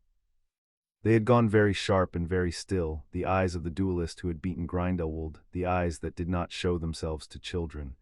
"You have been taught to speak like a creditor," Albus said quietly, "by creditors. I wonder, Harry, whether you understand what was done to you down here, whether you understand that a child can be shaped to a purpose as surely under a mountain as in a cupboard, and that the goblins, whatever their virtues, did not raise you out of love but out of a debt, and that a boy raised as the instrument of a debt is not necessarily a free boy, however free he believes himself to be." He leaned forward and his voice was gentle again, but it was a different gentleness, a probing one. I am not your enemy, I have never been your enemy. Everything I did to keep you alive in a war you do not yet understand, against an enemy who is not as gone as the world believes. If I have wronged you, and I begin to see that I have, more than I let myself know, then let us reckon it honestly. But do not let creatures who own you teach you to call your own protector a thief. It was, Harry would reflect later, a genuinely good move. It was the best move available to grant the wrong, disarm the anger with agreement, and then quietly poison the well, suggesting the boy's whole frame was something installed in him by interested parties. A frightened child would have wavered, a grateful child would have crumbled. Harry read it as he would read a cut. That's very good, he said, and there was something almost like respect in it. Truly. You concede the wrongs so I can't fight you on them, and then you tell me my judgment isn't my own, that I only think you're a thief because the goblins taught me to. It's clever because it can't be disproved. If I argue, I'm proving I've been programmed to argue. If I agree, you've won. He turned the signet ring once on his finger, but it has the same flaw every clever thing has. It assumes I need the frame to read the page. I don't, so let's drop the frame entirely. Let's not talk about who shaped me or why. Let's just read the entries one at a time and you tell me, as the wisest wizard alive, whether each one is true. Not whether it's fair or whether you meant well or whether there was a war, just whether it's true. Can you do that? Can the chief warlock sit in a room where his offices mean nothing and simply say true or false to a list of facts? A long silence. Bogrod's ledger shone. Naxa's eyes moved. Read your list, Albus said at last, very quietly. I will tell you what is true, and Harry read it. 1. My parents will name 6 guardians in order and a list beyond them, and forbade my placement with Petunia Dursley in my mother's own hand, underlined twice as an absolute wish. True or false? True. 2. Within 3 days of their deaths, that will was sealed by the Wisengamot at your request, so deep that no wizard but you could read it, and it stayed sealed for 10 years. True or false? True. I believe the boy's safety. True or false, Chief Warlock? The reasons come after. 3. Within those same 3 days, the will's first-named guardian, Sirius Black, my godfather, was imprisoned without a trial and remains imprisoned without a trial to this day. True or false? The old wizard's face had changed. True, though I did not. 4. You then placed me against my mother's written and underlined absolute wish with the one family she forbade. True or false? True. 5. You took for yourself a magical guardianship over me that no living person who loved me had granted you, and under it you drew fees from my estate quarterly for 10 years. True or false? True. 6. In 10 years you visited the house where you had placed me exactly once and left the arrangement standing, and the gold you arranged to feed and clothe me was stolen by the people you placed me with, and I was kept in a cupboard and starved, and you stopped the stipend only after I was already gone. True or false? The silence stretched very long. True, said Albus Dumbledore. 7. Harry's voice did not change, and that was the most frightening thing in the room. My father, weeks before his murder, lent you an heirloom of my house, an invisibility cloak, the oldest object my family owns, that came down the Peveril line into Potter. You have kept it for 10 years. You have never returned it to his son. True or false? For the first time the old wizard closed his eyes. True, that's the list. Harry sat back. 7 entries, everyone true by your own word, with the ledger as witness, and not one of them argued. Now you can have the reasons, Chief Warlock, because I did promise you the reasons come after, and I keep my word. It's the only thing the goblins value above gold and their right to. So give me the reasons. Tell me about the war and the enemy who isn't gone, and the prophecy you've never said out loud but have been circling for 6 years, and the protection my mother's blood bought that only held while I slept under my aunt's roof. Tell me all of it. I'll even believe most of it because I think most of it is true. And then I'm going to tell you the one thing the reasons don't change, and we'll see whether the wisest wizard alive can hear it. And Albus Dumbledore, in the round chamber where his seals were dust, told an 11-year-old the truth he had told no one, the prophecy, the marked child, the soul shard he had suspected behind the scar, the terrible arithmetic by which the boy might one day have to die for the world to live, the blood ward that was the only protection strong enough and that required to hold the boy's continued residence with his mother's blood. He laid it all out, the whole vast tragic machine of his design, and the goblins listened, and Harry listened, and when it was done the old wizard looked very tired and very old and for the first time unsure. Now you understand, Albus said softly. I did not place you there for cruelty. I placed you there because the blood of your aunt was the one wall high enough to keep you alive until you were old enough to face what you were born to face. Every wrong on your list was a brick in that wall. I am not asking you to forgive it. I am asking you to understand that a man can do 7 terrible things and still have been trying with everything he had to save the world that needed you. I do understand, Harry said. That's what I wanted you to hear me say. I understand all of it, and I think most of it is even true, and here's the one thing the reasons don't change. He leaned forward, and the green eyes held the blue ones, and he did not blink. You found out somewhere in those 10 years that a piece of the worst wizard who ever lived was buried in my head. You suspected it from the start. You built your whole design around the chance that I'd have to die with it at the right moment. And in 10 years, Chief Warlock, you never once tried to take it out. You decided I should keep my enemy in my skull until the hour it became convenient for me to die of him. The goblins found it in 5 years and spent 3 more inventing a way to remove it that wouldn't kill me, and they did it in the dark with 200 of them singing, because the mountain does not leave an enemy's soul in the head of its own child. He let it land. You had a child with a wound that was killing him, and you studied the wound and planned around the wound and kept the wound because the wound was useful to your war. They had the same child and they healed him because he was theirs. That's the whole difference between you and them, and no prophecy and no war and no greater good touches it. You saw a weapon that had to be maintained. They saw a son who had to be saved. And I will spend the rest of my life being grateful that I fell into the hands of the creatures everyone calls cold, instead of staying in the hands of the man everyone calls good, because the cold ones got the thing out of my head, and the good one was saving it for later. Albus Dumbledore did not answer. There was, Harry understood, no answer. The old man sat in the round chamber and looked at the boy he had meant to save by increments and lose at the end, and something in his ancient face broke very quietly and did not knit back, and the goblins watched a century of certainty meet, at last, the one accounting it could not phrase its way out of. The cloak will be returned by sundown, Albus said finally, and his voice had lost all its registers, the warm and the sharp alike. It was only an old man's voice. The fees will be repaid to the estate with interest as your law requires. The guardianship I will surrender, you have plainly no need of it. And I will look into the matter of Sirius Black myself today, because you are right that no trial is a stain I should have seen a decade ago and did not because I did not wish to. He rose slowly. You asked whether the wisest wizard alive could hear the one thing the reasons do not change. He heard it. He will not pretend it did not cost him. I came down these stairs to recover a lost child, Harry Potter, and I find instead a creditor I cannot pay in any coin that matters, and the debt I cannot pay is not the gold. He inclined his head, not the grandfather's nod, but something humbler that the goblins marked and would speak of for years. Albus Dumbledore bowing his head to an 11-year-old in the goblins' own hall. I will see you at the school in September if you still choose to come. You owe me nothing there. I rather think it is the other way around, and I will spend whatever years I have left being a teacher who is owed nothing by a student, which is, I begin to suspect, the only honest way to be one. He left, the bronze doors let him out into the gray morning, and the most powerful wizard alive walked up Diagon Alley alone, an old man who had finally been read, and the goblins let him go, because the first reckoning of the day was finished, and it had been paid in the only coin Albus Dumbledore had left to pay it in, which was the truth about himself.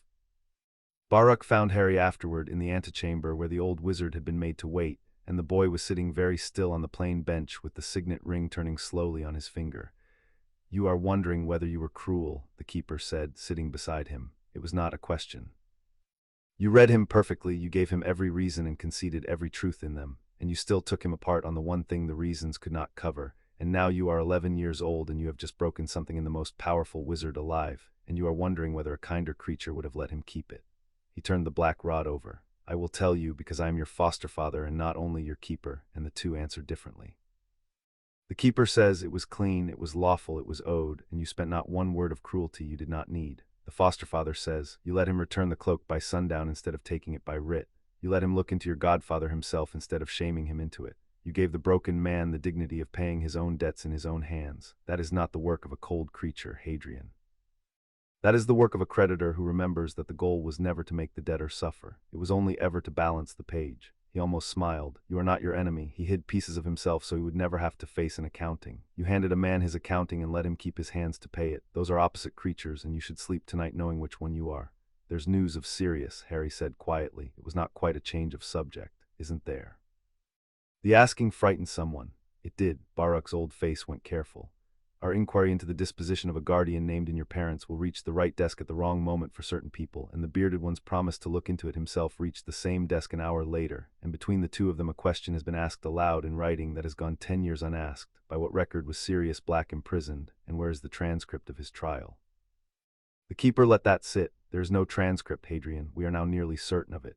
A man was put in the deepest cell of the wizard world without a trial in the same 3 days your mother's wish was buried, and for 10 years no one withstanding ever asked to see the paper because no one withstanding wanted to. You have standing, you asked, and a thing nailed shut for 10 years has just heard for the first time the sound of someone testing the nails. He rose. It is the wizard's law in the wizard's cell, and it will be the wizard's slow business to open. But it will open. You did not leave the debt on the page. Now come and rest, because the day is not done, and the part of it that is coming will not be settled with words. The Dursleys' reckoning was quieter and in its way more frightening because there was no prophecy in it to make it grand. It was only arithmetic. They were not brought to the mountain. The mountain did not waste its halls on bill counters.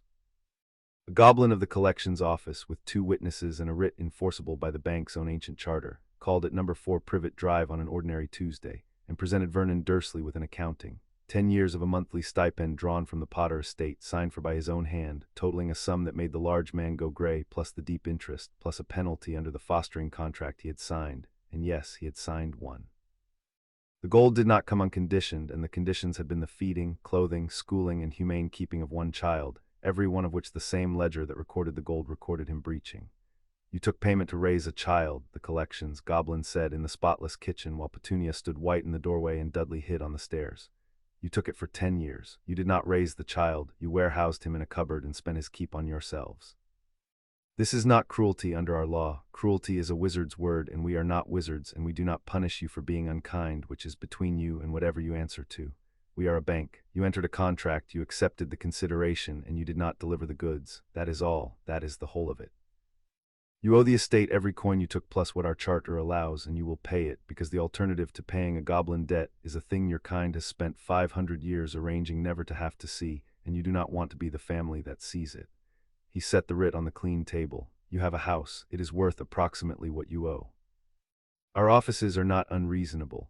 We will take it in installments over your remaining lives rather than the house at once, provided the installments never miss, because a debt paid slowly and certainly is worth more to a bank than a house sold in a hurry.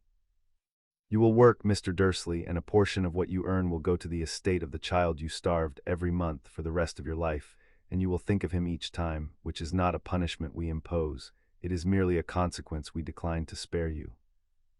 Vernon Dursley opened his mouth, and the goblin looked at him with flat black eyes, and Vernon Dursley closed it again, because some ancient animal part of him recognized that he had finally, after a lifetime of bullying things smaller than himself, met something that was not smaller and that did not care in the slightest how loud he could be. The boy never came. That was the part Petunia could not stop turning over in the years of installments that followed. She had braced for him to come, to gloat, to accuse, to be magnificent and terrible in the doorway. He never did. He had sent a bank. He had looked at the people who starved him and decided they did not warrant a visit, only an invoice, and somehow that was the most damning verdict of all. Not hatred, which would at least have meant they mattered, but a cold, clean settling of accounts by a child who had grown into something that no longer found them worth the walk. It was the third reckoning of the day that nearly killed them all. Lucius Malfoy had not been summoned. Lucius Malfoy had inserted himself 3 days before, the moment word reached him through his ministry contacts that the Goblins had begun an audit of old wartime claims against the Potter estate, because among those old claims was one of his own, a forged thing lodged in the chaos of 1981, by which a quantity of Potter assets and one minor Potter artifact had quietly become Malfoy property under a writ that had never been examined, because no one had ever had standing to examine it. He came to the bank wearing his finest and his coldest, and he was received courteously by Baruch, and informed courteously that his 1981 claim had been reviewed against the deep ledger and found to be a forgery, that the assets and the artifact would be returned to the heir of Potter, and that the bank would not be pursuing the matter further, this being a civil correction and not a criminal one, provided, of course, that nothing else in Mr. Malfoy's dealings with the bank required correction. And Lucius Malfoy, who was a clever man and a frightened one beneath the silver hair, understood in that instant exactly what was about to happen, and it was not the loss of the forged claim that frightened him. It was the audit, because Lucius Malfoy held the key to the Lestrange vault. Bellatrix was in Azkaban, Rodolphus beside her, and in their absence the servicing of the deepest of the old high-security vaults had fallen to the family's most respectable surviving connection, who had visited it quietly twice a year, on errands he did not examine too closely. On behalf of a master, he told the ministry under oath he had been imperieused into serving. And he knew, because his master had told him, in the days when his master still had a mouth to tell things with, what sat in the Lestrange vault behind the dragon and the wards. A small golden cup, a relic that was not to be touched, not to be moved, not to be spoken of, that was worth more to the Dark Lord than the whole of the rest of the vault. That was, his master had said with a look Lucius had never forgotten, a piece of his very immortality. If the Goblins audited the Lestrange vault, and an audit of one wartime claim was exactly the thread that led to all of them, they would find the cup. And if the Goblins found the cup and recognized it for what it was, then the one secret that might one day bring the Dark Lord back, the secret Lucius Malfoy had kept for 10 years as his insurance against the day his master returned and asked who had been loyal, would be in the hands of the only creatures in the world he could neither bribe, nor bully, nor lie to. So Lucius Malfoy made the single worst decision of a career built on good ones. He decided the cup had to come out of the bank before the audit reached it, and he knew of exactly one being with the will and the means to retrieve it, and he had spent 10 years pretending that being did not still whisper to him in the dark. He went to the stammering man with the turban. He found him in a rented room above the leaky cauldron, and the meeting was the most frightening quarter hour of Lucius Malfoy's life, because he went in to hire a servant and discovered, the moment the turban came off, that he was addressing a master. Lucius. The voice came from the back of the thin man's head, from a face that should not have existed, white and flat and lipless, and Lucius Malfoy, who had knelt to this voice in better days when it had a body in an army, felt his knees remember the old habit and had to fight them. You come to me frightened, you smell of it. Tell me what frightens a Malfoy enough to seek a thing he has spent 10 years swearing under oath he never served. The goblins, my lord. Lucius kept his voice level by an act of will that cost him visibly. They are auditing the old claims. The Potter boy, he is alive, he is theirs, they raised him, and he has set them loose on every wartime irregularity touching his estate, and the thread leads to the Lestrange vault, and if they open it, they will find what I left there. The snake face went very still. My cup, my anchor, my immortality, sitting in a box that goblins are about to open. Something almost like amusement crossed the ruined features, and it was worse than the rage. You did not come to warn me out of loyalty, Lucius. You came because if they find the cup and learn what it is, they learn what I am, and they learn the work that unmakes me, and a Malfoy cannot have the only creatures in the world he cannot by holding the receipt for his master's return. Your loyalty and your terror happened this once to point the same direction.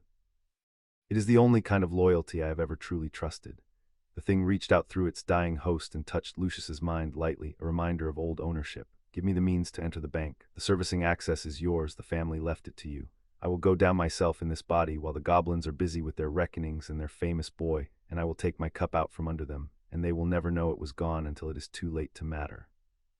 Do this, and when I have my body again, and I will, Lucius, the boy did not finish me and nothing has, I will remember which of my servants kept my soul safe while the others wept imperious to a tribunal.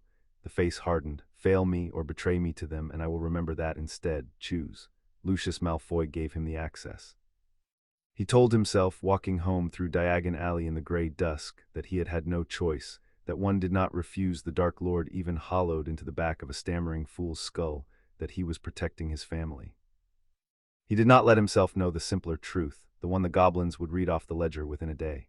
That a clever man, cornered, had just handed his master's most devoted enemy a key to the one vault in the world where his master's secret was about to be found, and that there is a particular arrogance, common to clever men and Dark Lords alike, which assumes that the patient creatures who keep the books are too slow, too greedy, or too bound by their own rules to be ready. It is the assumption the mountain was built to punish.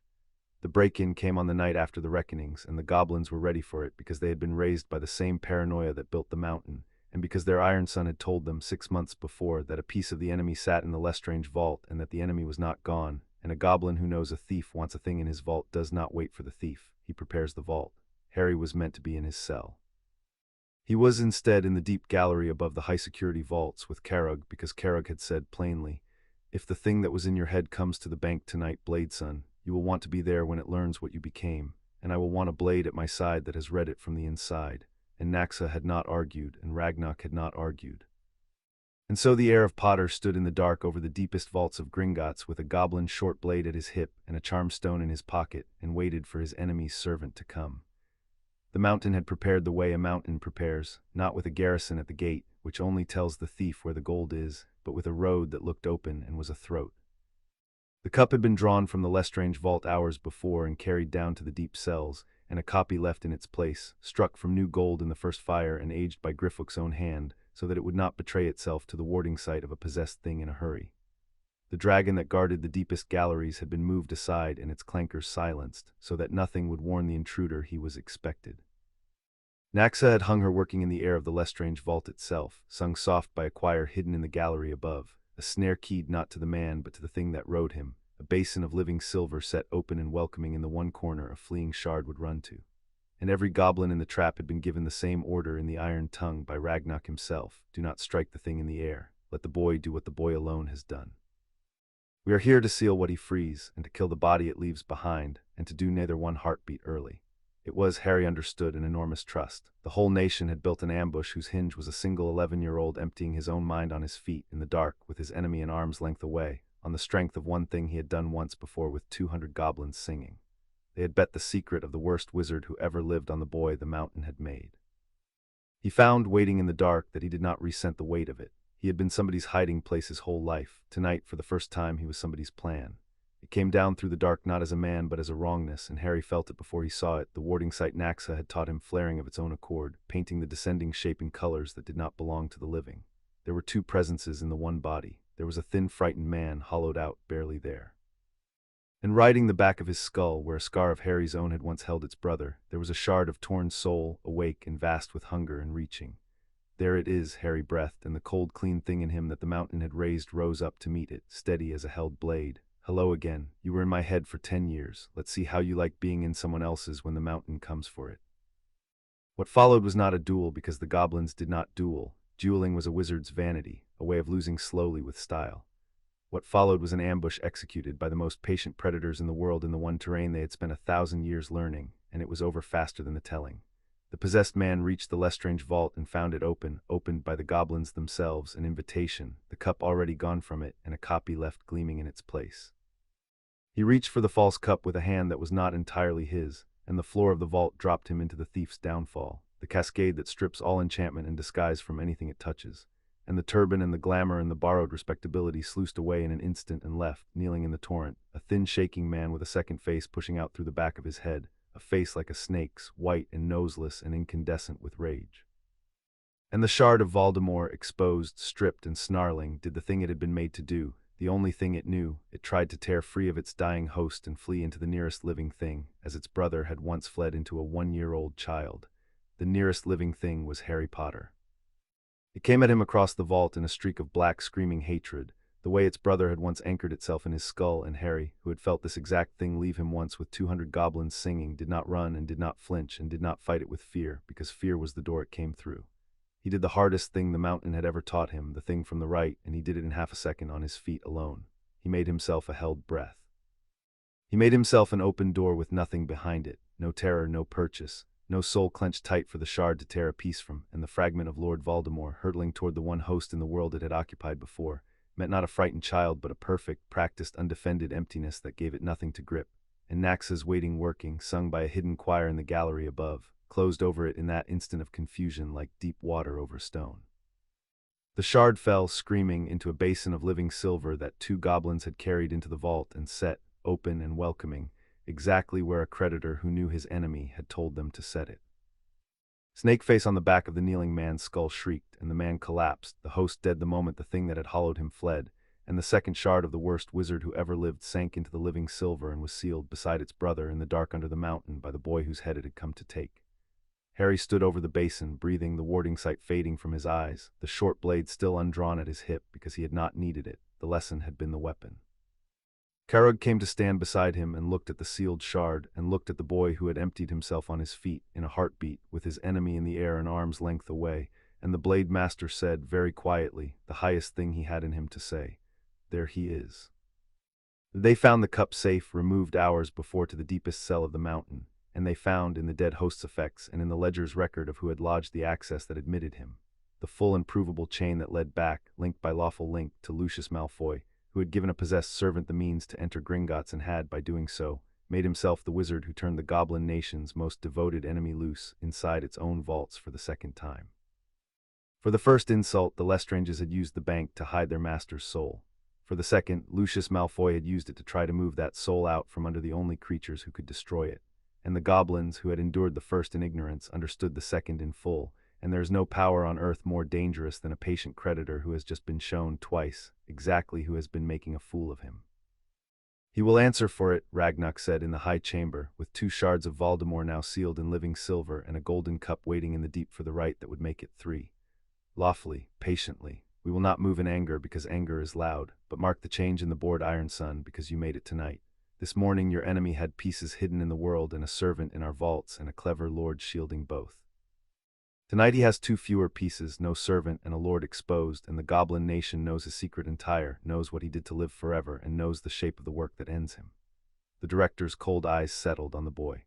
The wizards think the war ended 10 years ago. They are wrong, it was only sleeping as he was, but it will not end as he planned, in a marked boy dying at a convenient hour for a greater good. It will end the way a debt ends, on the page, collected. He almost smiled. You wanted to walk out the bronze doors as a creditor, Hadrian. You have rather over-delivered. You are walking out as the one creature alive who has taken 2 pieces of the Dark Lord's soul with his own undefended mind and lived and sealed them and gone down to breakfast. Let the wizard world make of that what it can. It will not be ready. Harry looked at the 2 basins of living silver, his enemy halved and sleeping in the dark, and he thought of an elf who had spent 4 winters dying to put him on the steps of this bank, and of a mother who had stood between a murderer and a cradle, and of all the years he had been the place where other people kept their things. He kept his soul in pieces so he'd never have to die, Harry said quietly. And he hid one of them in me, the smallest of all, the one nobody was supposed to find, in a child he thought was already as good as dead. The green eyes were very clear and very cold and entirely his own. He should have picked a better hiding place. The one he picked grew up and got raised by the only people in the world who hunt hidden things for a living and learned to read exactly what he is. He didn't put a piece of himself in a victim that night in Godric's Hollow. He turned from the basins toward the deep stair, toward the morning, toward the bronze doors, and the world above that had abandoned him and was about to meet what the mountain had made of the abandoning. He put it in a creditor, and the mountain raised the creditor up to collect. Chapter 6 and Chapter 7. Goblin raised the question of whether Harry Potter would go to Hogwarts at all was debated in the end by the only council whose opinion he trusted, which sat around a table of living silver 300 feet beneath the city that did not know it was standing on a kingdom. You do not have to go, Ragnarok said. He had called the council himself, which he rarely did, and he had put the hardest option on the table first, which was his way. Understand that before you weigh anything else. The wizards believe their school is the only door into their world because it is the only door they have ever needed. It is not your only door. You are the emancipated heir of Potter and Peveril, head of a house older than their ministry, with the council of this nation and a fortune their law cannot touch. You could be tutored under the mountain by masters who have forgotten more than their professors have ever learned. You could sit their examinations at 17 as a stranger and pass them, and never once have spent a night under the bearded one's roof. The school is a convenience the wizards have dressed up as a necessity. Do not let the letter that walked through my mountain convince you it is more than that. If you wish never to go up at all, the mountain will keep you, and gladly, and the wizards may come to the bronze doors and be turned away, as they have been turned away for 6 years. He should hear the other side, Director, Baruk said, or it is not a counsel, only a preference. He turned to Harry. There are reasons to go, and they are not the bearded one's reasons, so weigh them on their own. The first is that your enemy is not finished, and his pieces are not all found, and the places they are hidden are wizard places, a school, a family vault, the wild holdings of the dead. You cannot collect a debt from inside a mountain. To unmake him you must walk in his world, and the school is the heart of it, and the heart of a thing is the best place to learn its anatomy. The second is your godfather. His cell is a wizard cell, and his trial that never was is wizard business, and the slow opening of it will happen up there in their courts, where a head of house who is present and seen has 100 levers a head of house who hides under a mountain does not.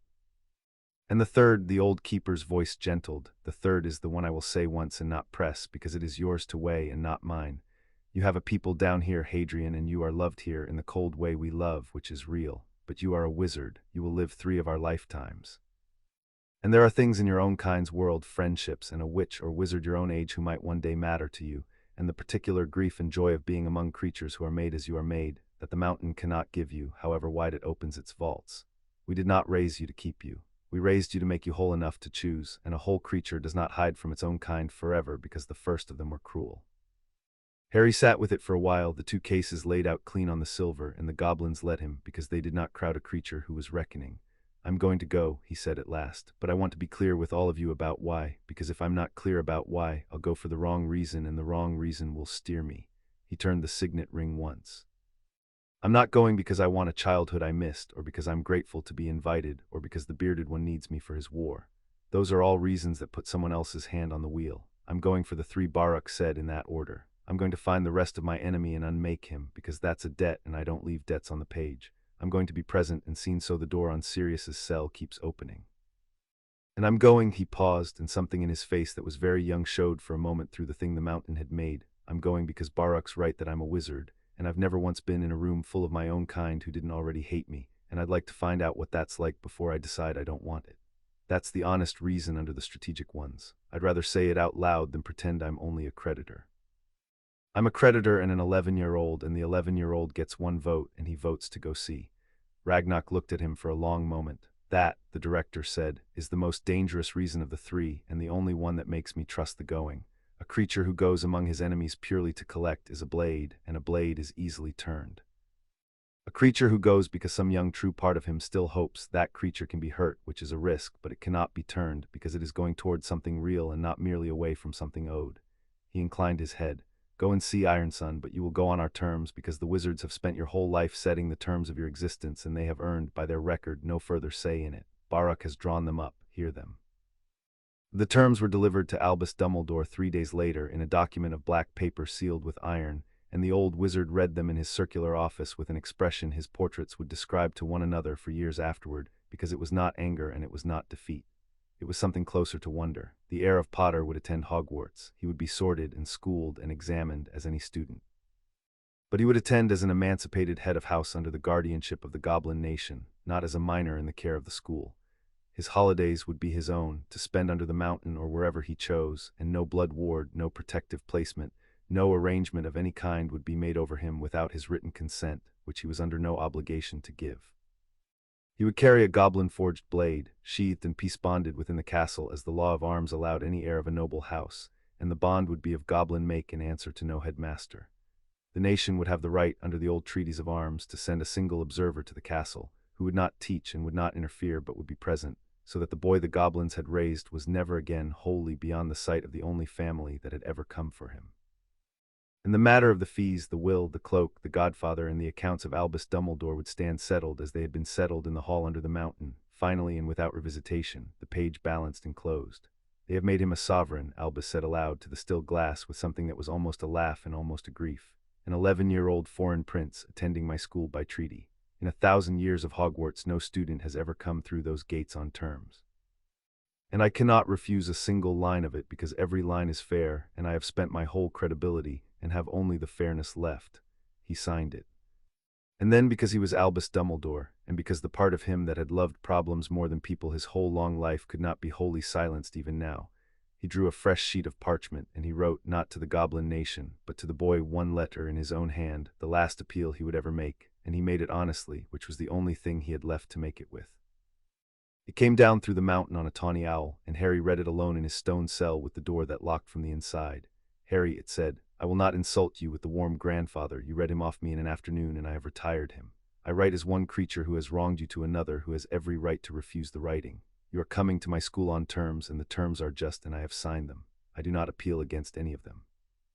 I appeal only for one thing, and you are free to deny it, and I will think no less of you, having no standing left from which to think less of anyone. Come not only as a creditor. You have learned under the mountain to read the world as a ledger, and you read it better than anyone I have met in a century, and it has kept you alive, and it has made you formidable, and I would not unteach you a word of it. But a ledger records what is owed, and there are things in a life that are not owed and cannot be, a friend chosen for no reason of profit, a kindness done to someone who can never repay it, a joy taken in a thing simply because it is beautiful and not because it balances. The goblins gave you the truth, which is the greatest gift, and I will be grateful to them for it until I die. But I have lived a very long time, and I have made your exact mistake, the mistake of the brilliant and the wounded, which is to believe that because the world can be read as accounts, it is only accounts, and it cost me everyone I ever loved, one ledger entry at a time, until I was the wisest and the loneliest man in Britain. Do not arrive at my age having balanced every page and kept no one. That is the only thing I have left to teach, and I learned it too late to use it, and I would give a great deal for you to learn it in time. That is the whole appeal. Come and be a creditor, you have earned it, and the world needs it. But leave one column of the ledger blank and put into it the things that cannot be owed, and guard that column more carefully than all the others, because it is the only one that will still matter to you when you are old. Harry read it twice as he read everything, and then he sat with it a long time because it was, he understood, a true page, not a move, not a frame, not the clever poison of the hall. The broken man had spent his last credibility, and then he had given away, for free, the one thing his whole ruined life had taught him, to the boy who had ruined it. It was the most honest thing anyone in the wizard world had ever said to Harry Potter, and it had come from the man who had wronged him most, and both of those were true at once, and the mountain had taught him that the world was full of exactly that kind of doubled truth, and that a creature who could hold it was stronger than one who needed it simple. He wrote back 4 words in his own hand and sent them up the mountain, and they were the only 4 words he ever wrote to Albus Dumbledore that were not about an account.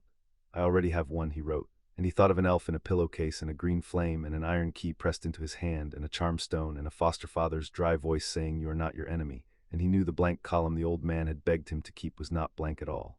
It had been full for 6 years. The wizard had simply never thought to look for it under a mountain, among the coldest creatures in the world, because he had spent his whole long life believing that warmth and accounting could not live in the same chest, and had been, like so many wise men, exactly wrong about the thing he was surest of. He went down to the forge before he went up to the world because there was someone he had to see first. They had made Tibby a marker in the years since the green flame. It stood on the gallery above the first fire where the right master had tipped the bier, a slab of dark stone no larger than a book, with a single line cut into it in the iron tongue and beneath in letters Harry could read, the only epitaph the goblins had ever carved for one not born under the mountain, Tibby, oath true. She carried the compact 4 winters and died delivering it. She is in the gold. Harry stood before it with the heat of the first fire on his face, and he did the thing he had not let himself do on the steps of Gringotts 6 years before, the thing the cupboard had carved too deep to do that night, and the mountain had slowly, patiently made possible. He let the tears come openly for the elf who had spent her whole life and 4 extra winters of dying to put him here, and he was not ashamed of them, because Carragh had taught him that grief, like pain, is information, and the information in these tears was simply that he had loved her, and that loving her had been the first true thing he ever did, and that it had been worth the cost it took to learn it. I'm going up, he told the marker when the tears had run their course, to their world. The one they took you from and threw you out of. I'm going up as the heir of the house you died for, raised by the people you trusted to take me in. He touched the warm stone. You wanted to be a good last thing. You were the first thing. Everything I am started on the night you found the seam in the wall. So I'm going to go up there and be formidable and collect what's owed and find a friend or two for no reason of profit, the way the old man asked, and every coin I ever touch up there will have a thread of you in it. And I'll know even when nobody else does that the most loyal creature that ever lived is in the gold of the whole wizard world, and that they're all handling you without knowing it, and that you're still after everything on my side. He straightened. Thank you for the words for the wall. For my mother's eyes that you remembered when no one else would, I'll be worth it, on the gold. And the first fire 300 feet below flared once for an instant, the deep clear green of bottle glass with the sun coming through it, and then was gold again, and Harry Potter went up to say his farewells. They did not call them farewells because Ironkin did not leave the mountain, they only ranged from it. Carragh met him in the training cavern one last time, and they did the blade forms together in silence, master and blade son, and at the end the blade master took from his own hip the sheath he had carried for 40 years and gave it to Harry, peace bonded with a goblin bond that no headmaster's charm could touch, and said only, read the kindness that does not fit the facts. Read the hand that means to hold you down. And when you have read them true, you will not need to draw this most days, because the reading is the weapon and the blade is only the proof. But carry it anyway. A creature who can defend himself and chooses not to is making a choice. A creature who cannot is only obeying one. Be always the first. He gripped Harry's shoulder the 3rd time in 6 years. Come home, blade son, the sand will miss you. So will I, though I will deny it, and if you tell Naxa I said it, I will set you to forms until your arms fall off. Naxa met him in the round room with no corners where she had taught him to see, and she gave him nothing he could carry because she said the thing she had given him was already in his eyes and could not be wrapped. You see what magic is for, she told him. Up there they will think you a prodigy, and they will be wrong, because a prodigy merely does the ordinary thing early, and you do a different thing entirely. Hide it until you cannot. The wizards fear most what they cannot read, and you can read what they cannot, and a creature who reveals that too soon teaches his enemies to fear him before he is ready to be feared. Be underestimated as long as you can bear it. It is the warder's truest armor, and it is the one the proud can never wear. Her always reading eyes were, for once, still. And write me the gossip through Griffook, because I have grown used to your nonsense, Iron Son, and the round room is too quiet without a wizard standing crooked in it. Stand straight, go and see. Griffook met him at the foot of the deep stair where he had carried a dead elf gently 6 years before, and he was, for once, without a single thing to say, which had never happened in the whole of their friendship, and the two of them stood there a moment in the understanding that needs no terms. The friendship extends above the rock, Harry said finally, giving him his own words back, unchanged. Unchanged, Griffook agreed, and his sharp voice was rough. Light the stone on the false bright nights. Remember which of you is real, and come home and tell me everything, because I have 6 years of being the only goblin in the world who is friends with a wizard to live up to, and I intend to be insufferable about it. He almost smiled. You came in on a green flame, Hadrian Ironson. The whole mountain argued for years about what it meant. I never did. I knew what it meant the night I carried her down. It meant the mountain had been waiting for you, and did not know it, as you had been waiting for the mountain. He stepped back. Go up, be formidable, be a creditor and an 11-year-old both, and keep the blank column blank, and do not let them tell you the cold ones could not have loved you, because we did in the only way we have, and it was enough to raise you whole. He turned away before the roughness could become anything else, because goblins did not weep in groups or in front of wizards or at all if they could help it, and Griffook could not entirely help it and chose to spare them both the witnessing. Baruk and Ragnarok were last at the top of the mountain where the deep galleries gave way to the bank, and beyond the bank the bronze doors, and beyond the doors the world. There is a right to perform after you have gone, Ragnarok said. The cup and the 2 shards you sealed, and whatever others you send us from up there, they will be unmade here in the first fire by the old workings, one by one, until your enemy has no anchor left in the world and is only a torn ghost waiting for a death we will be very pleased to finally permit him. That work is ours. We will do it well. You need only find the pieces and send them down. The mountain will do the breaking.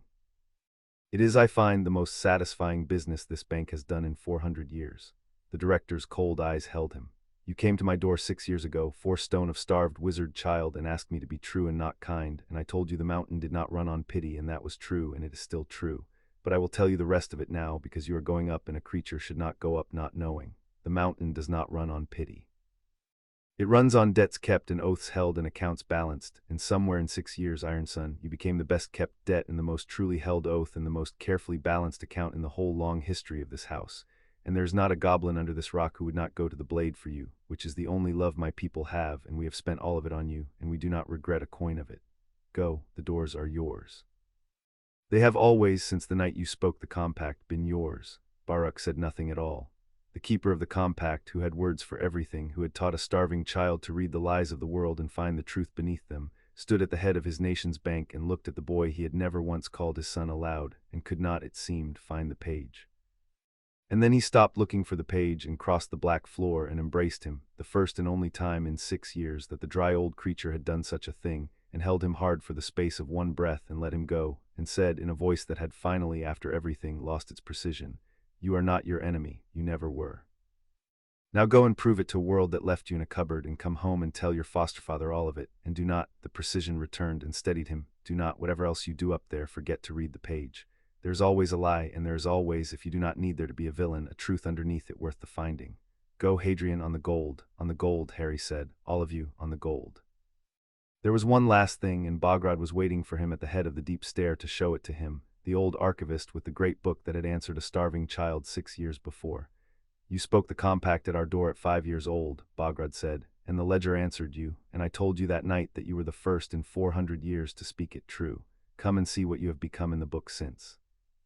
He touched his stylus to the floor, and the black stone went clear, and the deep ledger rose in its gulf of living silver, line upon line falling away past sight, and near the freshest lines, where the silver had not yet darkened with age, Bograd drew up 2 entries that sat together, entered the same night 6 years past. The compact of Orendoth, 400 years old, and beneath it, twined into it now as Hardwin's oath was twined with the elders, a newer line.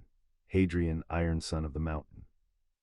Ward of the nation, and beneath that added in the years since, line by line as he had earned them, reader of the lie beneath the page, bearer who let his enemy go and lived, creditor of the broken, sealer of 2 shards in living silver, the whole of his childhood recorded not in a wizard's sentimental hand but in the mountain's own true ink, every entry earned, none of it given. "A wizard's history is written by whoever wins," Bograd said quietly, letting the silver hang. "Ours is written by what is true, and it cannot be forged, and it does not flatter, and it does not forget. When you are up there, Hadrian, and the wizard world writes you into its histories as the boy who lived, or the lost heir returned, or whatever shape it needs you to be that season, remember that the only history of you that cannot be edited is down here, in the ink that answered you at 5, and that it does not say boy who lived. It says iron son, reader, bearer, creditor. It says what you did, not what was done to you. The wizards will spend your life trying to make you the second kind of history. The ledger has already made you the first. Carry that, and no headline will ever be able to tell you who you are." The old archivist let the silver sink back into the floor. "Go up, heir of Potter. Your line is in the book beside the oath that saved you. That is the only blessing my office has to give, and it is the one that outlasts us all." And he turned and walked the length of the great hall of Gringotts, alone, as he had walked it the first night 6 years before, but he did not walk it as a starved child following a night warden into the dark. He walked it as the heir of Potter and Peveril, ironkin of the mountain, an emancipated head of house going up to a world by treaty, with a goblin blade peace-bonded at his hip and a charm stone in his pocket and a dead elf in all the gold of the earth and the love of the coldest people in the world at his back, and the bronze doors which had opened for him at 5 without his knocking, opened for him again. It was a bright September morning in Diagon Alley, and the wizarding world was going about its business, and it did not know what was about to walk out of its bank. There had been rumors all summer. The boy who lived was found. The boy who lived was alive. The boy who lived had been where? No one quite knew, and the not knowing had become its own loud thing. The prophet running a new theory each week. The world that had abandoned a 1-year-old to a doorstep, now desperate to claim the boy that doorstep had produced, ready with its love now that the love was safe to give and cost nothing and could be photographed. The bronze doors of Gringotts opened, and Harry Potter stepped out into the light, and Diagon Alley turned, the way a street turns when something it has been waiting for arrives, and got its first look at what the mountain had made. He was 11 and slight and dark-haired, with a thin white scar on his brow that the world knew and green eyes that it did not, and he was dressed not in robes but in goblin-cut dark clothes that fit him exactly, and he wore a signet ring sized for a grown man on a hand that did not look too small for it, and at his hip there was a sheathed blade that no child should have been carrying and that no one in that street quite found the nerve to mention. He did not blink in the sudden sun. He did not shrink from the turning faces. He stood at the top of the white steps where an elf had died to put him, and he looked out over the wizarding world that had thrown him away and was now leaning toward him with its 100 hungry cameras and its ready, costless love, and he read it, the whole street, the whole world, as he read everything for the lie, and for the truth beneath the lie, and for the things that could not be owed in the one column he meant to keep blank. He went first to the wand-maker because a wizard among wizards needed a wand, and because the goblins had been firm that he would acquire one in the open on his own feet rather than have one quietly provided, for a wand chosen in secret was a dependency, and a wand chosen in daylight was a tool, and the mountain did not raise its iron sun to depend. Ollivander's was narrow and dim and smelled of dust and old wood and something underneath that the warding sight, when Harry let it rise, painted as a faint constant shimmer, 10,000 slumbering enchantments stacked in their long boxes to the ceiling. The old man came out of the back without a sound and looked at Harry with pale silver eyes that did, Harry noted, a version of the thing Naxa's eyes did. They read, "Harry Potter," Ollivander said softly. "I wondered when I would see you. It seems only yesterday your mother and father were in here buying their first wands." His pale eyes moved over Harry, the dark goblin-cut clothes, the signet, the peace-bonded blade at his hip, and lingered there on the blade with open unease. "Though I confess you are not what I expected. The world has spent a summer imagining a lost lamb returned to the fold. You are not a lamb, Mr. Potter. I have fitted wands to this world for 110 years, and I know the bearing of a thing that has been hunted and the bearing of a thing that has been honed, and you are the second, and I find I am not entirely certain I have a wand in this shop equal to the second." He almost smiled, "But we shall see. The wand chooses the wizard. It has never once consulted my expectations, and it has rarely been wrong." He measured and he fetched, and box after box he gave Harry a wand to hold and snatched it back before Harry had more than touched it, muttering, and the warding sight showed Harry each one waking and finding him not quite its own, and settling back to sleep. And then Ollivander went very still in the middle of the shop, and his pale eyes unfocused, and he said almost to himself, "I wonder," and went to the very back and came out with a dusty box he held differently from the others, and opened it, and inside lay a wand of pale wood, slim and plain. "Holly," Ollivander said quietly, 11 inches, supple, and the core is a single feather from the tail of a phoenix.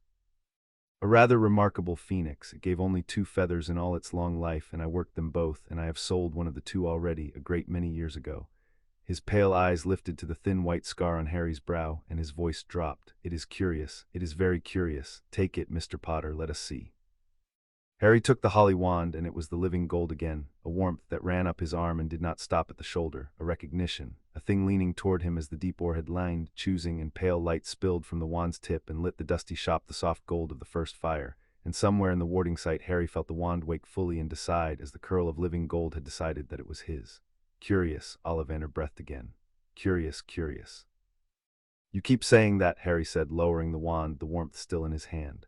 "And you keep looking at my scar when you say it, so say the rest of it. I was raised by creatures who don't leave a thing half said. The brother of this wand, the other feather, from the same phoenix. You sold it a great many years ago. To whom?" The old wandmaker looked at him a long moment, weighing, and then gave him the truth, because Harry had asked for it plainly, and Ollivander was, in his strange way, an honest man. "To a young man named Tom Riddle," he said, "who became something the world calls by another name now and does not speak above a whisper. The wand that gave you that scar, Mr. Potter, is the brother of the wand that has just chosen you. 13.5 inches, you, the twin core. I think we must expect great things from you. After all, he who must not be named did great things, terrible, yes, but great." Harry held the holly wand, the brother of the wand that had murdered his parents, and he did not flinch, because he had held the murderer's actual soul in his own skull for 10 years and felt it leave, and a wand was a far smaller thing than that. He looked at the old man with the reading eyes, and when he answered, his voice was level and very clear. "You've got it backwards," Harry said. "You think the wand chose me because I'm like him, the twin core, the great and terrible things, brother to brother. But a wand doesn't choose a wizard for what he'll do. It chooses him for what he is. He tore his soul into pieces so he'd never have to die and hid them, including one in me and a child he'd just orphaned because he thought I was a thing you could hide in. This wand spent 50 years sleeping in your back room while its brother did its great and terrible work, and it waited and it chose, finally, not the boy who'd grow up to hide things, it chose the one who grew up to find them. We're not the same, Mr. Ollivander, the man who bought the yew and the boy holding the holly. We're opposites with a feather in common, and I'd thank you not to expect great and terrible things from me on the strength of a shared bird. I'm not going to be terrible." He set 7 galleons on the counter, the exact price counted from a purse the goblins had taught him to keep exact. "I'm just going to be thorough. There's a difference, and his whole life is the proof of it, and so, eventually, will mine be." He left the old wand-maker staring after him in the dim and the dust, holly wand in his sleeve and the price paid in full, and stepped back out into the bright, loud street. The press were waiting. They had found him, of course they had found him. A summer of rumor had primed every quill in Britain for exactly this morning. A woman in acid green robes reached him first, a quick quotes quill already hovering, her smile wide and costless. "Harry Potter." "Rita Skeeter, Daily Prophet. The whole world has been desperate to know, dear, where have you been? Who has been caring for our boy who lived? Is it true you've been held against your will by the—" "No," Harry said. He did not stop walking, and he did not raise his voice, and the single flat syllable cut her question off cleaner than a shout. "None of it is true, and I am not going to correct it one rumor at a time, because that is a game the bank taught me never to play. You cannot win an argument with someone who is paid by the word." He glanced at the hovering quill, and something in the look made it falter in the air. "Here is the only statement you will get, so write it once and correctly. I am Harry Potter, heir of the House of Potter, emancipated head of my house, attending Hogwarts this term by my own choice and on my own terms. I was not held against my will. I was, for the first time in my life, somewhere I was wanted. The people who should have cared for me did not, and the people no one expected to care for me did, and I am not going to name either group for your column, because the first do not deserve the attention and the second do not want it." He stopped then just once and turned the green eyes full on her, and the famous reporter found, to her considerable surprise, that she had nothing to write, because the boy had given her the truth, and the truth was the one thing her column had no idea what to do with. "You spent 11 years not looking for me, Ms. Skeeter. The whole wizard world did. I would think very carefully, all of you, about being seen to love me now that I cost you nothing, because I was raised by creatures who can tell the difference between a debt and a gift to the farthing, and so can I, and the world is about to learn that the boy who lived grew up able to read exactly what it is worth." And he walked on, and the acid green woman did not follow, and her quill wrote, of its own accord and against all its training, only the plain true sentence the boy had given it, and could not for the life of her be made to embroider it. And then Harry Potter, who had been smuggled to this place at the age of 5 by a dying house elf, and raised under the mountain by the goblins as one of their own, in their law, their gold, their warding, their pride, and the close discipline of the blade, and who had taken his enemy out of his own head and lived, and balanced the accounts of the man who wronged him, and was beyond, entirely and forever, the reach of anyone who had ever decided he did not matter. Walked on into the world that had abandoned him, formidable and proud and self-possessed and unafraid, on no one's terms but his own. He did not look back at the bronze doors. He did not need to. The mountain was not behind him. The mountain was in him all the way down, in the law and the gold and the warding and the blade and the green flame and the dry old voice that had told him he was not his enemy. And it would still be in him when every face now turning toward him had forgotten his name, and when the torn ghost that had murdered his parents was finally, properly permitted to die, and when an old wizard's blank column had filled with friends chosen for no reason of profit. The goblins had raised him as their own. And he walked into the daylight as their own, a creditor and a son of the deep, and a boy at last on his own terms, come, 6 years late and entirely on time, to collect. Chapter 7 end.